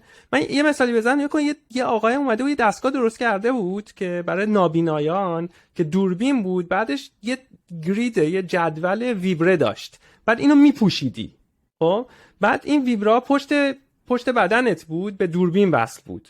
بعد مایند آدم بعد از یه سال این اصلا یاد گرفته بود، یعنی هیچ قانون خاصی هم نداره این ویبرا، یعنی مثلا اینطوری نیست مثلا اگه سیاه بود اینجا رو مثلا چیز اونطوری نیستش، ولی مغز انسان یاد میگیره همه اینا رو به عنوان یه اینپوت. یعنی اینپوت این ویبراها بوده که به پشتش به لامسه وصل شده بوده، یعنی اومده بودن لامسه رو گفته بودن حالا یه چیز، حالا این الان یه چیزیه که نزدیک‌تره، یعنی مستقیم میاد به برینت وصل میشه. و این خیلی ترسناکه، به خاطر اینکه و اولین هدفشون هم اینه که یکی این که آدمای نابینا بتونن، آدمایی که نمیتونن تکون بخورن، مثلا استفن هاکینگز تور، بتونه با موبایلش سریعتر از آدمای معمولی کار کنه. یکی این که آدمایی که نابینا هم بتونن ببینن، یعنی فرض کن تصویره رو تو بتونی ایجاد کنی حتی کسی که تا حالا ندیده، و آدمایی که ستون فقراتشون مشکل خوره، نخاعشون، اونا هم بتونن مثلا دستور بدن به بدنشون. یعنی این الان اهدافشه که 6 ماه دیگه دارن اولین تست هم رو آدم انجام میدن. خیلی نزدیک، خیلی ترسناکه. ولی مثلا تو وقتی اینطوری فکر می‌کنی، مثلا اینطوری که در آینده دراگ یا مواد مخدر اینطوری که مثلا من بذار یه دراگ دانلود کنم، مثلا این مواد مخدر رو مثلا دانلود کنم، چون دراگ هم همین کارو میکنه دیگه، یه سری سیگنال میفرسته و اینکه تو مثلا میتونی دانلودش کنی، بگی من مثلا میخوام خوشحال‌تر باشم، بعد میاد مثلا اون بخشی از مغز تو که مثلا خوشحالیو داره مثلا میاد استیمولیت میکنه. یعنی اصلا خیلی ترسناکه. مثلا میتونه مثلا تبلیغ برات پخش کنه، مثلا آدمای نابینا یا حتی بینا مثلا 5 دقیقه و هر مثلا یه روز باید 5 دقیقه تبلیغ ببینن، کاری هم نمیتونه کنه، داخلی داره پخش میشه. برای میتریکس شدن زندگیمونه. آره دانلود کنیم هلیکوپتر رو برونیم. یه چیز جالب تو این، حالا همین چیزایی که داریم میگیم یه چیز خیلی ساده رو اینجا درست کرده. اینتلیجنس انسان رو کرد تو مغزش انجام داده، دقیقاً تمام قسمت‌های دیگه میتونه وایرلس بشه. تو نخاعت قطع بشه تو میتونی برگردی چند تا دیوایس دیگه میذاری رو خود نخاع یا رو عضله. این حالا ابسترکت اکسپندش بکن، شما میتونی کلت بری جای جدا و چیزی که داری کنترل میکنی اصلا دست و پا نیست. فکر کن مثلا یه سپیس شیپ گنده رو آواتار دیگه تو داری کنترل میکنی. نه تو مثلا فکرت که چیز نداره، محدودیت دقیقی نداره. نه منظورم که شبیه آواتار، شبیه فیلم آواتار میشه. تو میتونی خودت یه ربات وصل کنی، آره تو میتونی یه شهر بشی. نه اینتلیجنس رو ابسترکت نگاش کن، تو یه شهر رو میتونی کنترل کنی، آپریتینگ سیستمش هم مغز یه نفر میشه. و it's not that far. همه طرف این بود که ما فکر کردیم خیلی دوریم از این چیزا، میدونی ما یعنی اصلا اتفاقی که افتاد مثلا الان مثلا داستان حالا این دالی و میدجورنی و استیبل دیفیوژن و اینا، ببین مثلا سم آلتمن که الان همین اوپن ایر داره میچرخونه، قبلا هم توی وای کامبیناتور پارتنر بود. حتی حالا سیاوش مثلا گفتی ایلان ماسک پشتشه، که ایلان ماسک پشتش هست، ولی الان ایلان ماسک هم یه سری مشکلات شخصی پیدا کرد. یعنی اینجوری بود که این پروژه قرار بود اول اوپن سورس باشه، اوپن سورس باشه، it's not. قرار بود فور نان پروفیت باشه، it's not. یعنی ایلان ماسک بیشتر شبیه پی آر همه کمپانیاست. پی آر الان تسلا، پی آر اسپیس، پی آر، یعنی واقعا هم خوب داره کار میکنه، من مدلش رو دوست دارم. ولی کلا اتفاقی که داره میفته که سم آلتمن هم داشت میگفت ما فکر میکردیم که خب مثلا با ای آی تمام کارهایی که قراره انجام بشه، کارهای مثلا حالا یدی و کارهایی که مثلا خیلی رپیتبل و کارهای خیلی بورینگ و این لیوان از اینجا بذاری اونجا و بات ربات درست کنی، دست درست کنی، این کارو بکنه و این تیپ کارا رو انجام بده. و ما فکر می‌کردیم که مثلا یواش یواش AI باعث میشه که وقت انسان‌ها رو خالی بکنه برای کارهایی که خیلی کریتیوتر و خیلی نیاز به مثلا به قدرت انسان برای بررسی داره و اومدیم مثلا چیزایی رو برای انسان ریزرو کرده بودیم، مثل شعر گفتن، مثل کتاب نوشتن، مثل فیلم ساختن، اینا رو برای انسان. ولی گفت الان این کروه ما فکر می‌کردیم یعنی AI از اینجا شروع میشه و حالا مونده تا برسه به اون AGI، اون جنرال، حتی خیلی ما با AGI فاصله داریم همچنان، ولی تا بخواد به اون جنرال AI که ما می‌خوایم برسیم خیلی طول می‌کشه تا برسه به جایی که شعر بخواد بگی. ولی الان با این من نمیدونم الان شما میدجورنی رو دیدین؟ واقعا میدجورنی اصلا عجیبه. یعنی تو میتونی عکس برات درست میکنه و از عکس میتونی عین داستان تکامل هی میتونی ازش یه برانچ بگیری و هی بره بعدی رو نشون بده و بتونی یعنی تو میتونی مثلا 10 تا عکس جنریت بکنی و تمام این فیلمایی هم که مثلا سر این داستانای اعتراضات و اینا اومد، مثلا ویدیو موزیک ویدیویی که برای هیچ کسی که درست کرده بود و اینا الان همش مثلا با اون تکنولوژی یه چیزی شبیه مال فیسبوک که ویدیو استیبل دیفیوژن. آره خیلی خفن. استیبل دیفیوژن ویدیوش هم میکنه یا بعداً باید بری خودت دیفیوژن کنی؟ نه اون فیسبوکه. نه استیبل دیفیوژن ببین کن اینطوری درست میکنه با فیسبوک عکس‌ها رو میچسبونه. ببین کلا این ماجراش اینه که آقا تو 1024 پیکسل در 1024 پیکسل اگه عکس داری، تمام عکسایی که ممکنه باشه چیه؟ یعنی تو بالاخره یه تعدادی هست دیگه، یعنی هر کدوم از اینا میتونن 255 ضرب 255 ضرب 255 تا حالت داشته باشه، بعد حالا 1024 ضرب کن 1024 هم یعنی یه عدد اصلا گنده است همه عکس‌ها.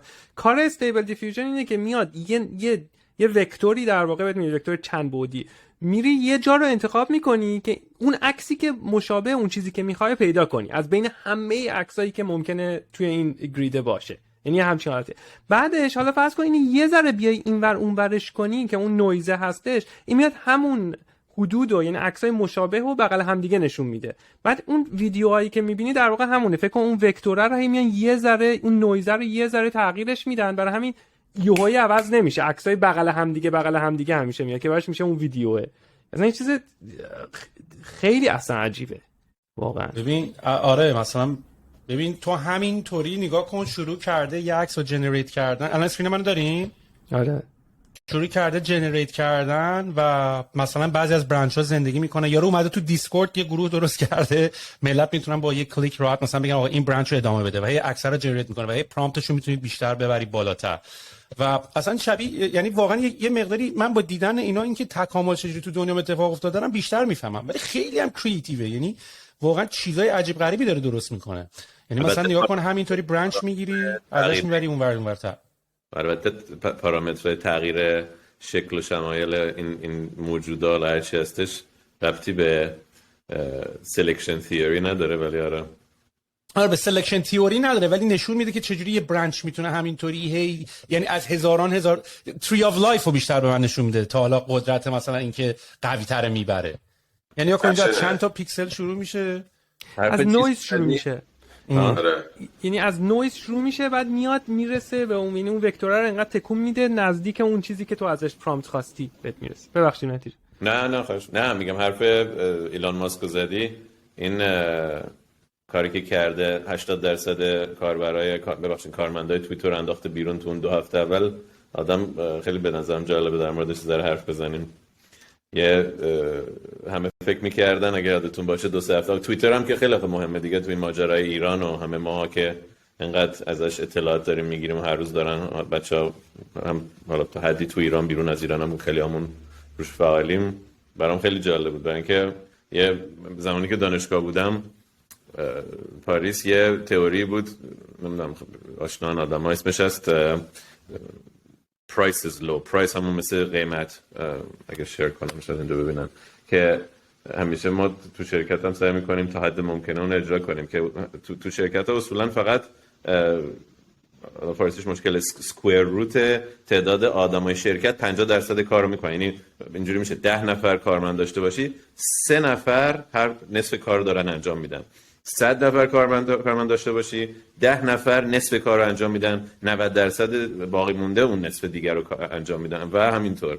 الان با این بخش اتفاقی که تو توییتر هم افتاده دقیقاً مشخص شده به نظرم که همون هم هستش. یعنی تقریبا 80-90% کارمندا اونجا تقریبا بیفایده بودن تو روزمره، حداقل توییتر. اتفاق خاصی هم که از نظر نوآوری نداشت توییتر تو این چه میدونم 7-8 سالی که حداقل من توش فعال بودم. ولی اخبارای اخیر رو داری؟ توییتر فایلز و اینا رو اونا رو خوندی؟ اصلا اف بی آی کلود کرده باشون، نمیدونم اصلا اینجوریه که اگر توییتر نبود الان رئیس جمهور بایدن نبود. یکم حرفای ترامپ داره دور به واقعیت بی‌پیونده که واقعا کلود کردن. اصلا وضعیت عجیبیه و ایلان ماسک که خیلی خنده است. یعنی چون مثلا سیاستمدارا برای مثلا کسایی که تو تکنیا برای اینکه به قدرت برسن، مثلا یارو مثلا جف بیزو رفت مثلا نیویورک تایمز نه واشنگتن پست رو خرید، بعد نمیدونم این ولی اومد بازی اصلی رو خرید و 40 بیلیون دلار هم پولش رو داده و الان اومده واقعا داره پتر رو میریزه. و منم من یکی از مشکلات من تو زندگی اینه که من خیلی آدم خوشبینی هستم. یعنی برای اینکه یعنی همیشه نیت‌ها رو خوب میبینم، میدونی خیلی طول میکشه تا واقعا بفهم که اوه بابا این توییتریان با اون منیجمنتشون و اینا واقعا کارهای عجیب غریب داشتن میکردن. یعنی واقعا مثلا اورینتیشن داشتن یا مثلا شروع کردن واقعا یه نفر دیگر پوش کردن، یه سری اخبارا رو حذف کردن. یارو بعد توییتر وارد ورشه بود، جوردن پیترسن رو حذف کرده بود، ترامپ رو حذف کرده بود، همه رو ورشه داشته بود حذف کرده بود. و الان اتفاقی داره میفته، قدرت میدیا هم واقعا داره نشون میده. یعنی واقعا این اکو چمبر که تو واقعا، چون من خدا رو شکر سعی کردم توییترمو خیلی بالانس نگردونم، یعنی هم از لفتی دارم، هم از رایتی دارم، هم از تک دارم، هم از دیزاین کامیونیتی دارم، هم از سایکولوژی کامیونیتی دارم. چون واقعا اگه توییتر تو یه دنیا باشه تو فقط همون یه دنیا رو میبینی. یعنی مثلا تو این ایران اتفاقی که تو ایران افتاده قشنگ معلومه که مثلا کسایی که مخالفن مثلا فقط دارن یه تیکه فقط چیزای خودشونو میبینن، از اونورم اونا فقط دارن مال خودشونو میبینن. بس این دوتا دنیا یه جورای خط میفته بینش، اصلا نمیتونن همدیگه رو بفهمن، انقدر اکو چمبر میشه. ولی منم کرکوپرم ریخته که واقعا رئیس جمهور تعیین میکنه. الان ایلان ماسک رئیس جمهور میتونه تعیین کنه لیترالی. آره ولی مثلا چی فکر میکنین؟ ما مثلا الان یکی از سیاست جدید ایلان ماسک یا حداقل این تیم مدیریتی جدید توییتر خیلی از این حسابایی که مسدود شده بودن رو باز کردن، از جمله مثلا این حساب کانیه نه که بحثش داره رو باز کردن باز کردن. مثال حالا خودمونی یعنی بحث ایران رو بر نگهداری، مثلا این پرس تیوی که عملاً کانال پروپاگاندای رژیمه، از اون طریق خب خیلی نفوذ داشت کانال پرس تیوی که الان دوباره بازش کردن. اگه میخوای نمیدونم سعی کردم شیر کنم نمیشد ولی بری روش میبینی. یعنی قشنگ هر چی به هر حال سیستم تو ایران داره سعی میکنه. ببین به نظر من همیشه راجع به این تاپیک این قضیه این که مثلا باید یکی من با حذف ببین دیگه مثلا پرس تیوی رو مثلا حالا حذف من از لانگ از این که تا زمانی که کاری که توییتر میکنه رو جدیدن حالا بیشتر هم داره میکنه، از لانگ از این که زیرش بنویسه مثلا بزن آقا این اکانت مثلا وابسته به مثلا اینجاست، مثلا این شبکه فاکس نیوز وابسته به اینجاست. خب چون من اگه بدونم طرف مقابل کیه دیگه حذفش نمیخواد برای من بکنی. من دوست دارم چرت و پرت اونم ببینم. من دوست دارم یاوهشو نمیخوام حذف کنی. من مثلا اگه یارو یه چرت و پرتی میگه اگه یه بک‌گراندی از داشته باشم از، یعنی اگه مثلا توییتر بتونه یه استاتیستیکالی بهت بگه که مثلا این چقدر زر زده، چقدر قبلا حرف زده، برای کسی که اولین بارشه، ولی برای منی که میدونم بعدم نمیاد اصلا میخوام برای خنده نگاه کنم ببینم پرس تیوی چی میگه. تو میدونی خنده داره، یعنی ولی خیلی خارج از ایران مثلا نمیدونن این کانال به هر حال کاملا وابسته است و به عنوان یه ارگان پروپاگاندا داره. فقط حالا مثال پرس تیوی رو میزنم که همه بیشتر باهاش آشنا. نه اتفاقش هم افتاد دیگه، یعنی این حجاب و این مورالیتی پلیس عبادش کردن، همه شروع کردن خبر دادن که آقا مثلا، ولی در صورتی که اینطوری نبود، یعنی اینجوری نبود که ما واقعا حذفش کردیم. یعنی بحثم اینه که من نمیدونم شما این کارو میکنین یا نه، ولی الان من به جای رسیدم وقتی که یه مقاله‌ای توی حالا سایتی میخوام بخونم که زیاد باهاش آشنایی ندارم، حالا به جز همین چیزای معروفی که هممون میشناسیم، حالا نیویورک تایمز باشه، چه میدونم همین واشنگتن پست و اینا باشه، انقدر تعداد سایت خبری زیاده، من اصولا میرم یه سری سایت وجود داره که بهت میگه این بیشتر دست راستی ان، چپگرا ان، وسطن، خبراشون چقدر نسبت به واقعیت حداقل چک شده. یه سایت خوب برای اسمش نمیدونم چی میتونه باشه، آیا خبر موجهی هست یا نه، آیا قابل اعتماد هست سایت یا نه، آیا خبر رو درست در موردش دارن تحلیل میکنن یا نه. یعنی خیلی تاپیک مهمی داره میشه، چون که ما میدونیم پرس تیوی اینه. تو الان بهت بگم یه کانال خبری از چه میدونم همون چین هم حالا باز ساده تره، ولی هندوستان، طبیعتا اونا هم یه سری کانالا دارن بیشتر پروپاگاندایی دارن حرف میزنن، ولی تو به عنوان کسی که اونجا رو پیگیری نمیکنی، به صورت روزمره آشنا نداری، نمیدونی از کی بپرسی، چجوری میدونی خبر درسته موثقه نیستش؟ خیلی پیچیده است این موضوع. حالا ای آی هم بزن تنگش، حالا پرسیوی از چت جی پی تی هم استفاده میکنه برای اینکه یه چیزی هم بنویسه. چون یه کتاب خیلی خفنی بود من خونده بودم، اسمش یکم فکر کنم یادم میاد میخوام فکر کنم مثلا یکم قبل از این بود که حالا این چت جی پی تی و اینا این اتفاق بیفته. این بود که تو مثلا یه چیزی شبیه الان که دیدی مثلا با گوگل میتونه ایمیلتو کامل میکنه، یه تب میزنی بقیه‌شو برات مینویسه و اینا. سابجکت لاینر هم خوب انتخاب میکنه، چون منم از اونام که اول مینویسم بعد سابجکتو میزنم. بعد مثلا زده بود که تو میتونی از این یه چیزی بود، یه اکستنشن کرومی مثلا اینستال می‌کردی اون موقع، مثلا پلاگین واسه ایمیل که بهش می‌نویسی. مثلا فرض کن مثلا من می‌خواستم از سیاوش به عنوان سی او اجازه بگیرم که آقا باجت برای تیم پروداکت رو ببرم بالا، میخوام مثلا 2 تا آدم هایر بکنم. بعد ایمیل کمک میکرد با توجه شناختی که هم از من داره هم از سیاوش داره اون اپه، که من با چه لحنی و با چه تونی میتونم بنویسم که پراببلیتی اینی که جواب یس از سیاوش بگیرم و ببرم بالاتر. و بعد مثلا و سیاوش هم میدونست که مثلا چه جوری اونم به اینا ریسپاند میکنه و اینا. و بعد اصلا این چت اپ اینقدر خفن میشه که اصلا دیگه بین این که با سیاوش اصول در تماس باشه، خودشون داشتن کامیکیت میکردن، خودشون اصلا چت خود اپ شروع میکنه مثلا به باجت در خودش الوکیت میکنه، سیستم سکیوریتی میره بالا، انقدر که خودش اصلا قوی میکنه که کسی که نتونه کاری داشته باشتش.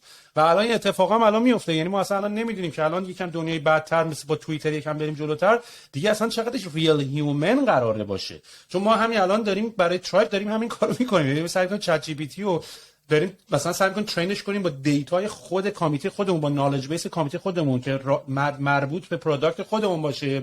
و اگه کسی میاد یه سوالی بپرسه از دید یه هیومن یا حتی از طرف خودمون جواب بده به یارو. و دیگه از یه حدی به بعد من خودم شاید بکشم کنار، چون دیشب داشتم سیاوش گفتم یه سیاوش چیزی درست کرده بود، از طرف من داشت ریسپاند میداد. میگفتم من اگه اینو در آینده بخونم فکر کنم خودمم، یعنی از انگار خودم نوشتم. شاید فرداشم یارو دیدی مثلا نشون داد یعنی امضای توئه، وقتی اینجوری که یادم نمیاد ولی امضای منه، اینجوری که همش مال منه، این حرفای منه. این جی پی تی 3 کلا این چت جی پی تی 3 یه چیز جنرالایزد شده است، یعنی رفته کل اینترنت رو یاد گرفته، بعد روی همون اوپن ای آی یه مدل دیگه ساختن برای کانورسیشن، برای همین اطلاعات کافی نداره در مورد مثلا تو یا در مورد شرکت تو. حالا ما کامیونیتی پلتفرمیم دیگه، داشتیم فکر می‌کردیم چطوری میتونیم کار کنیم که از روی اطلاعات کل کامیونیتی ای آی بخونه، نالج بیس یا اون حالا نالج بیست هم بخونه، بعد تمام چت‌های اینترکامت هم بخونه، توییتات هم بخونه، بعدش یاد بگیره بیزینس تو چیه، بعد کسی که یه سوال میکنه جواب بده. بعدش حالا مدلی که ما این کار کردیم، من این ترینش کردم با کامیونیتی خودمون، بعدش هم اینطوری کلا سیستم دیگه تو یه پرامپت میدی، یعنی اول ترین میکنی این مدل رو که بهش میگن فاین تیونینگ، یعنی تو اوپن ای آی تو میتونی فاین تیون کنی برای فقط بیزینس خودت یا برای یک کیس خاص. بعدش جالبش این بود که مثلا ما میزدیم حالا مثلا سهیل داره این سوالو جواب میده، بعد با تون سهیل جواب میداد، بعد میگفتیم حالا دن داره جواب میده، دن مثلا یکی از ساپورت پرسنال معمولا هم میگه که من بهت ایمیل زدم بعدن با پیگیری میکنم، اون همونطوری جواب میده. بعد مثلا منو مثلا زدم، مثلا من گفتم احتمالاً میگه مثلا دیتای بیشتر بده که ترابل شوت کنیم فلان چیزام بفرستم، همونطوری جواب میده. یعنی آدم نگاه میکنه مثلا خیلی عجیبه. مثلا الان پروداکت آپدیت هایی که ما دیروز داشتیم اینا رو نشون میدادیم، یعنی مثلا گفتیم ما این فیچر رو نداریم. من دوباره یه لحظه اسکرینمو اینجا شیر کنم چون خیلی اصلا ترسناکه، خیلی ترسناکه. اینجا مثلا گفتیم ببین پرامپتی که بهش دادم هیچ چیز دیگه بهش نگفتم، یعنی بعد از اینکه این ترین شده روی سیستم ما، روی کامیونیتی ما، بهش گفتیم که آقا پرامپت هست ریلیز شدن پروداکت آپدیت اسکیجول پست یه فیچر جدیده، ما الان می‌خوایم اینو بنویسیمش. بعد اینو به من داده، مثلا Tribe's upcoming release will help you organize your community فلان چطوری اسکیجول پست کنی what's next. این دقیقاً فرمتیه که ما معمولا می‌نویسیم. مثلا ما هم همیشه اینطوری اولش می‌نویسیم که تاریخش کی بوده، این مثلا فیچره، بعدش هم چی قراره بیاد، یعنی این اومده. یا مثلا گفتیم حالا مثلا برای ما advanced moderation and bulk actions رو مثلا بیا برای ما product updateش رو بنویس. و خیلی جالب مثلا آمازون هم یه چیزی داره که اول یه فیچری رو میخوای بزنی میگن که اول بیا بنویس که مثلا اگه میخوای اناونسش کنی چی خواهد بود، بعدش بیا از رو اون بساز فیچر رو. اینجا مثلا ما اینو دادیم به ای آی، بعد این با توجه به شناختی که از سیستم ما داره، یعنی مثلا اصلا وردای سیستم ما رو استفاده میکنه، مثلا میگه اسپیس جدید، مثلا میتونی یه اسپیس رو مادریت کنی، مثلا اسپیس یه کلمه‌ای که فقط برای ترایب مثلا. بعد اومده اینجا اصلا پیشنهاد داده که مثلا این کارا رو میتونی بکنی، میخوای اگه ادوانس مودریشن این فیچرها رو داره، این کارا رو میکنه. مثلا اسنوفلیک اینتگریشن ما چطوری میشه، مثلا این اومده دوباره اینا رو من دارم شیر میکنم بچهای سندا. ولی خب پرفکت هم نیست دیگه، اینجا مثلا میبینی هنگ کرده ای داره یه چیزو تکرار میکنه. مثلا یو آر ال برای خودش میسازه چون یو آر ال رو فکر میکنه مثلا چیزا، اما اینجا قشنگ معلومه هنگ کرده، اینجا اسپیس وب یو آر اسپیس وب یو آر مثلا فلان. ولی واقعا ترسناکه، آدم میبینه مثلا تو اینو میتونی یادش بدی ولی اصلا کامیونیتی تو میتونی اتوپایلوت کنی، یعنی همونطوری که مثلا تسلا مثلا میگه سلف درایوینگه ولی هنوز دستت رو فرمونه، یعنی باید دسته رو فرمون باشه که تایید کنی کارش. اینم همینه، یعنی آقا این پوستر من برای جنریت کردم برای این فیچره، بیا فقط بزن پست اگه میخوای دو تا کلمه‌شو ادیت کن و میشناسه سیستم تو. اصلا خیلی عجیب و ترسناکه. حالا تو اینا رو میکس کن تو هم دیگه، چت جی پی تی و نمیدونم این مید فیوژن و همه اینا دیگه، هفته دیگه 4 نفر پادکست میزنن، سهیل و سیاوش و وحید و مهدی خداشون نیستن ولی باتاشون هم دارن هم خوبم دارن صحبت میکنن. بعد ببینیم بیزنس مدل جنریشن رو چجوری در میاره آدم باشون ور بره. ببین همین که گفتم دیگه، مستقیم بهش فکر کردن سخته یکم، ابهلی باید به بازی نگاه کنی. ببین دو تا پروژه بود جدیدن روش کار کردم، یکیشون کار کردیم ترکونیم، یکیش الان داره انجام میشه. من چیزم ادوایزر تورم، مثلا رفیقم فقط باش. یکیشون این بود که یه ایده‌ای من داشتم، کلا مشکل بی تو بی مارکتینگ زیاد فکر میکنم، مثلا به پیچیدگی بی تو سی نیست، به سافیستیکیشن بی تو سی نیست. یعنی بی تو بی اصلا چی میگن شوت در تاریکیه، خیلی مشکل گنده‌ای داره. من اومدم اینجوری نگاه کردم که آقا مثلا من میخوام به تو ایمیل بزنم که there's this product و احساس میکنم که شما مشکلات حل میکنه، بخر دت. خب من آیدیا اومد تو ذهنم میگم بعدش. این خیلی چیز تاکتیکالیه. تو مثلا استیار میاد ایمیل رو می‌نویسه به طرف میفرسته، و استیار هم تو ذهنش اینه که آقا ایمیل درست چه شکلیه. استیار هم معمولا همه جونیرن، ای هم همه جونیرن. مثلا طرف بگو مخففاتو بگو. SDR Sales Developer Representativeش استیار نفر اوله، وایس استیار outbound sales، طرف شروع میکنه کانتکت میکنه به مردم که این لیدا رو بیاره. بعد اینا لیدو میدن به اکانت اگزیکیتیو یا ای که این داره سعی میکنه نرچرش بکنه که این کلوز شه. کلوز بشه شما اکانت شد میره دست سی اس، این ترورس میشه توش. حالا ایده این بود که آقا من اگه تو دارم ایمیل میزنم، من به زبون خودم اولا مینویسم، بعد به زبونی که فکر میکنم مثلا خوبه یا تو دوست داری مینویسم. در صورتی که این اشتباهه، من میخوام تو اینو بفهمی، من اینجا اهمیت ندارم، پس این باید به زبون تو نوشته بشه. ما این سیستم رو ساختیم که میومد سر لینکدین پروفایلت، وبسایت کمپانیت هم چک میکرد، چون دیتا کمه بود، هرچی بیشتر دیتا باشه بهتر. به زبون خودت به خودت ایمیل میزد که ببین تو این مشکلت، به زبون خودت داری به خودت حرف میزنی. به جایی رسید که انگار داره فکرات نوشته. خیلی چیز چتی شد. زن گرخیریم ما. ولی حالا به این رسید که ترکون نیمش، چون اکثر آدما دیتا روشون نبود. وایسا یه دونه پروژه دیگه هم هست که من نزدیکم بهش. الان مثلا کامیونیتی ها زیاد شده، الان شما مثلا بیزنستونه، مثلا کامیونیتی از سرویس، کامیونیتی از پلتفرم، just like چنل شده کامیونیتی. دارند کامیونیتی مودریتور درست میکنن، کامیونیتی منیجره که همه مثلا به همه جواب میده که اینا بیشتر انگیج بکنن. دارن با GPT-3 و ChatGPT اینو قشنگ درست میکنن. It's freaky. خیلی هم قشنگ کار میکنه، صدای همه رو میفهمه، خود تونش رو بر حسب اینکه الان مثلا در تاپیک مدل کجاست این تونه رو عوض میکنه. کلا یه رول ترکید، یه کار از بین رفت. مودریشن اتوماتیک سامرز برای کامیونیتی ها، یعنی ای آی میکاره که ای آی میتونه. این خود چت جی پی تی به من گفته من این کارا رو براتون میتونم بکنم. خودش گفته اینا رو هست. اتوماتیک سامرایزیشن، سنتیمنت انالیسیس، یوزر پروفایلینگ، اتوماتیک کانتنت کلاسیفیکیشن، کانتنت جنریشن، سرچ. حتی مثلا سرچ، مثلا چون سرچ های ما خیلی کیورد بیسه دیگه، مثلا اگه مثلا خودش گفته مثلا the search engine could return posts that contain the words repair or fix in addition to broken and shared. Moderation, automated responses, language translation, personalized alerts, predictive analytics. میدونی یعنی خیلی کارا میتونی باش بکنی، مخصوصا تو دنیا. یعنی بیزنس ما اتفاقا خیلی بیزنس خوب جاییه برای استفاده کردن از این تکنولوژی AI. و یه نکته دیگه هم اینه که ببین نگاه کن، برای اینکه AI بخوای ترین کنی مهمترین چیز دیتا گلده و کامیونیتی بهترین جاست برای اینکه دیتا رو داشته باشه. این اصلا تو انگار این ولیو کامیونیتی رو میخوای بگی، بهش میگی آقا ولیوی که هستش این نیست فقط آدما دارن حرف میزنن، اینه که این آدما این حرفا رو میزنن، بعدش تو اینو میدی به AI، بعد AI مشکلا رو برات بهتر حل میکنه. یعنی یعنی تو داری گلد میفروشی به طرف، یعنی این پیچ قضیه است. چون مثلا ما اگه الان داشتیم انگلیسی حرف میزدیم، خب مثلا ترانسکرایب میشد، تکست میشد، راحت هم میتونست ترین بشه دیتا روی این حرفایی که ما داریم با هم دیگه میزنیم و بعدش خیلی راحت میتونست یوزر پروفایل هم بکنه، مثلا بیاد بگه که آقا مثلا اکسپرتیز سیاوش تو این تاپیک، اکسپرتیز سویل تو این تاپیک، بعد این پروفایلینگ رو حتی میتونه تو کامیونیتی هم انجام بده. آقا مثلا من الان مثلا ما مثلا یه یوزرمون مثلا تو کامیونیتی خودمون میتونیم بفهمیم لول اکسپرتیزش چقدره، بعد فرض کن اینا رو پروفایلینگ بکنی.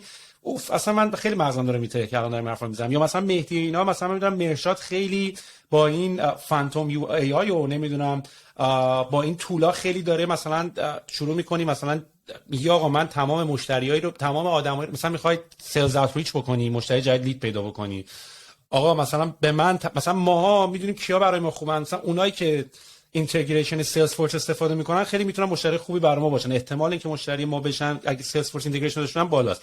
هم بیزنس بی تو بی هم انقدر بزرگن که دارن سیلز فورس استفاده میکنن، هم they can afford and pay for sales force. حالا تو فرض کن از اونجا فیلتر بکنی، از اونجا یوزر پروفایلینگ یارو هم داشته باشه، جی پی تی وی هم ایمیل تو بنویسه با هدف اینکه بتونه جواب یس بگیره. اصلا ببین من الان یه آرگومنت دارم، واقعا الان با تمام این تکنولوژی‌ها و تمام این اتفاقاتی که داره میفته انقدر اتوماتد میتونیم بکنیم، واقعا اگر if we cannot make it happen in the next few years، حالا چه از هر نظری که میخواد، پولی یا هر چیزی دیگه، واقعا تقصیر خودمونه. یعنی واقعا یه تقصیر خودمونه، یعنی با این همه چانسی که داریم واقعا دیگه تقصیر خودمونه. و به نظر من الان اسکیل مهم اینه که سوال درست پرس، پرامپت درست نوشتن چجوریه، میدونی چجوری پرامپت درست هم بنویسم الان اونو دیدی که از جی پی تی، از چت جی پی تی پرامپت میگیره که ایمیج که من چه پرامپتی بدم به دال ای، بعدش اونو میده به دال ای. یعنی اول میره به جی پی تی میگه که مثلا من 5 تا ایده میخوام برای خونه، دکوریشن خونه، اتاق حالم، اون میاد یه مشت متن میده، بعد اون متن رو میده به دالی، بعد یه چیزایی میده. من داشتم به الناز نشون میدادم، اصلا باورت نمیشه اصلا اینو ای آی درست کرده در مورد چیز. یعنی تو الان همین تو چت داشت برام تو واتساپ میفرستاد، یعنی یه سناریو داستان نوشته بود، یه فیلمنامه نوشته بود که چت جی پی تی فیلمنامه نوشته بود، بعد کاراکتراش هم با میدجوردی جنریت کرده بود. یعنی تو دیگه میتونی کارگردانای آینده فیلمو حرف میزنن فیلم میسازن. من الان اینجا بهش گفتم همین چیزی که الان وحید داشت میگفتش، گفتم یه شعر بگو در مورد یه ساس بیزینس که به SDR کمک میکنه. خب گفتم شعر بگو، و میخوام بهتون نشون بدم که قافیه و اینا رو اصلا میفهمن. یا کنشته the platform was simple and slick and it made their lives less bleak. دوبلیتی هم گفت. آره they would track their progress each day and make more calls without delay. The sales reps felt a new fire as they climbed up the sales ladder higher. Thanks to help of this tool, they had more confidence and cool. Like منظورم اینه که هیچ وقت تو یه شعر نمیبینی در مورد یه ساس بیزینسی که داره یه SDR میکنه، ولی این قشنگ اینو یاد گرفته. حالا ببین اینا همه اینایی که میبینی باز تکنولوژیش خیلی جدید نیست. من LSTM رو بهت نشون دادم، یه الگوریتمی هست به نام LSTM long short term memory، یه چیزی توی مایاس که همینطوریه، اینطوری پرایورتی میده. بعد من نمیدونم این خیلی قدیمیه، این مثلا برای 4 سال پیشه، مثلا این چیزا نبودش. بعد من کل رادیو جوانو دانلود کردم، لیریکساشو برای رپرها، بعد اینو ترینش کردم با اون چیزه. فقط این مموریش خیلی کوتاهه، یعنی فقط 150 کاراکتر قبلو میبینه میره بعدی رو مثلا میزنه و اینا. بعد فقط این رپ میگفت، یعنی تازه با اون چیز بیسیک و با دیتا ست رادیو جوان قشنگ، یعنی اول کاری برای چرت و پرت مینویسه ایتریشن های اول، بعد ایتریشن های بعدی اسپیس کلمه رو یاد میگیره، یعنی چرت و پرت نوشته ولی اسپیس میزنه بین هر 5 تا 6 تا، یعنی یاد میگیره اون پترن اینه که بعد اسپیس بزنن بعد از مثلا هر 6 7 تا. بعدش یاد میگیره بعد بره خط بعد. بعدش مثلا بهش سعدی دادم، کل گنجور رو دانلود کردم، گنجور رو دادم، قشنگ بیتو فهمید، یعنی مصرع رو فهمیده بود، مثلا به هر چند مدت بعد مثلا 10 تا اسپیس بزنه. بعد دیگه رسید به جای با اینکه حافظش 150 کاراکتر قبله چیز میدو قافیه یاد گرفته بود، یعنی ردیف و قافیه رو فهمیده بود با آخر حرفاش یکی باشه. حالا درست نمیداد. بعدش هم بهش قرآن دادم، هنگ کرد. میگن گفته پیامبر که نمیدونم هیچکی نمیتونه قرآن بهش دارم این ا او اینا رو نمیتونست چیز کنه، یعنی فکر کنم باید بدون ا او بهش میدادم، ولی خیلی زیادی بود برای اون مدل که مثلا بیاد آیه بگه. منم اینو بهتون نشون بدم. من اینم Amazing Photos. نمیدونم من 20 تا عکس خودم بهش دادم. البته عکسام خیلی بد بود بهش دادم که ترین کنه از بهم عکس خودم بده. آره این اون گلادیاتور خیلی بهت میاد. آره اینو ولی نمیدونم چقدر چاق من البته عکسام میتونستن، انقدر عکسام بیشتر سلفی بود، خیلی توپل منو در نظر گرفته. من اینقدر چاق و توپل نیستم. این بد نیست. انگار مثلا یکی یه خمر ماشروم داره نگاه میکنه. این که شبیه اون سول پیوستامی اصلا شبیه من نیست. داری که بچه دیگه است. بعد میگم این آدم وجود نداره، این اصلا کجا اومده اینجا؟ برای بچه‌ای که دارن میشنون اسم وبسایت هست Amazing Photos. Amazing.photos. بهش یه سری عکس میدی برات. الان چیزایی که داریم میبینیم سهیل در حالت من الان یه دونه سهیل ساسیمانکن هم دیدم. $20 البته باید هزینه کنیم. سرویسش اینجوری داره پول میتکه. ولی این خیلی منو چاق دارن. یعنی 2-3 تا عکس باعث شده من خراب بشه تو ترینینگش.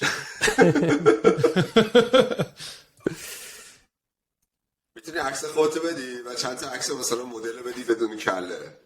باید بتونی این دو تا رو آگمنت. نه ولی ببین خیلی مثلا حالا واقعا دیگه از یه حدی به بعد دیگه ببین من این آرگومنت رو من همیشه تو کمپانی دارم. خب ببین مثلا زمانی که هایرینگی داریم انجام میدیم و اینا که الان ببین تو قدیم که کمپانی‌ها 1000 نفر بودن 10,000 نفر بودن کار لگ ورک زیاد بود، یعنی کار یدی که یه سری کارا حتی کلیک کردن حتی این کپی کن از اینجا پیست کن اینم کار می‌خواست، یعنی آدم باید برمی داشت میوردی که داداش اینم از اینجا کپی کن اینجا پیست بکن.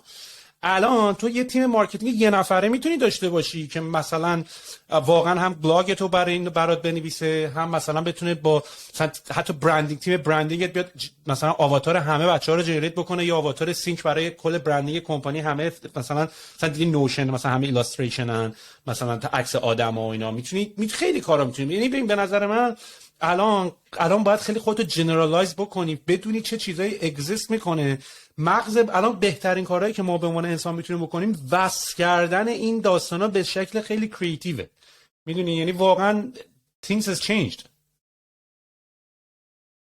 ببین ترکیب این با نورالینک خیلی جذابه. آره دی بیا حالا همه رو بکنم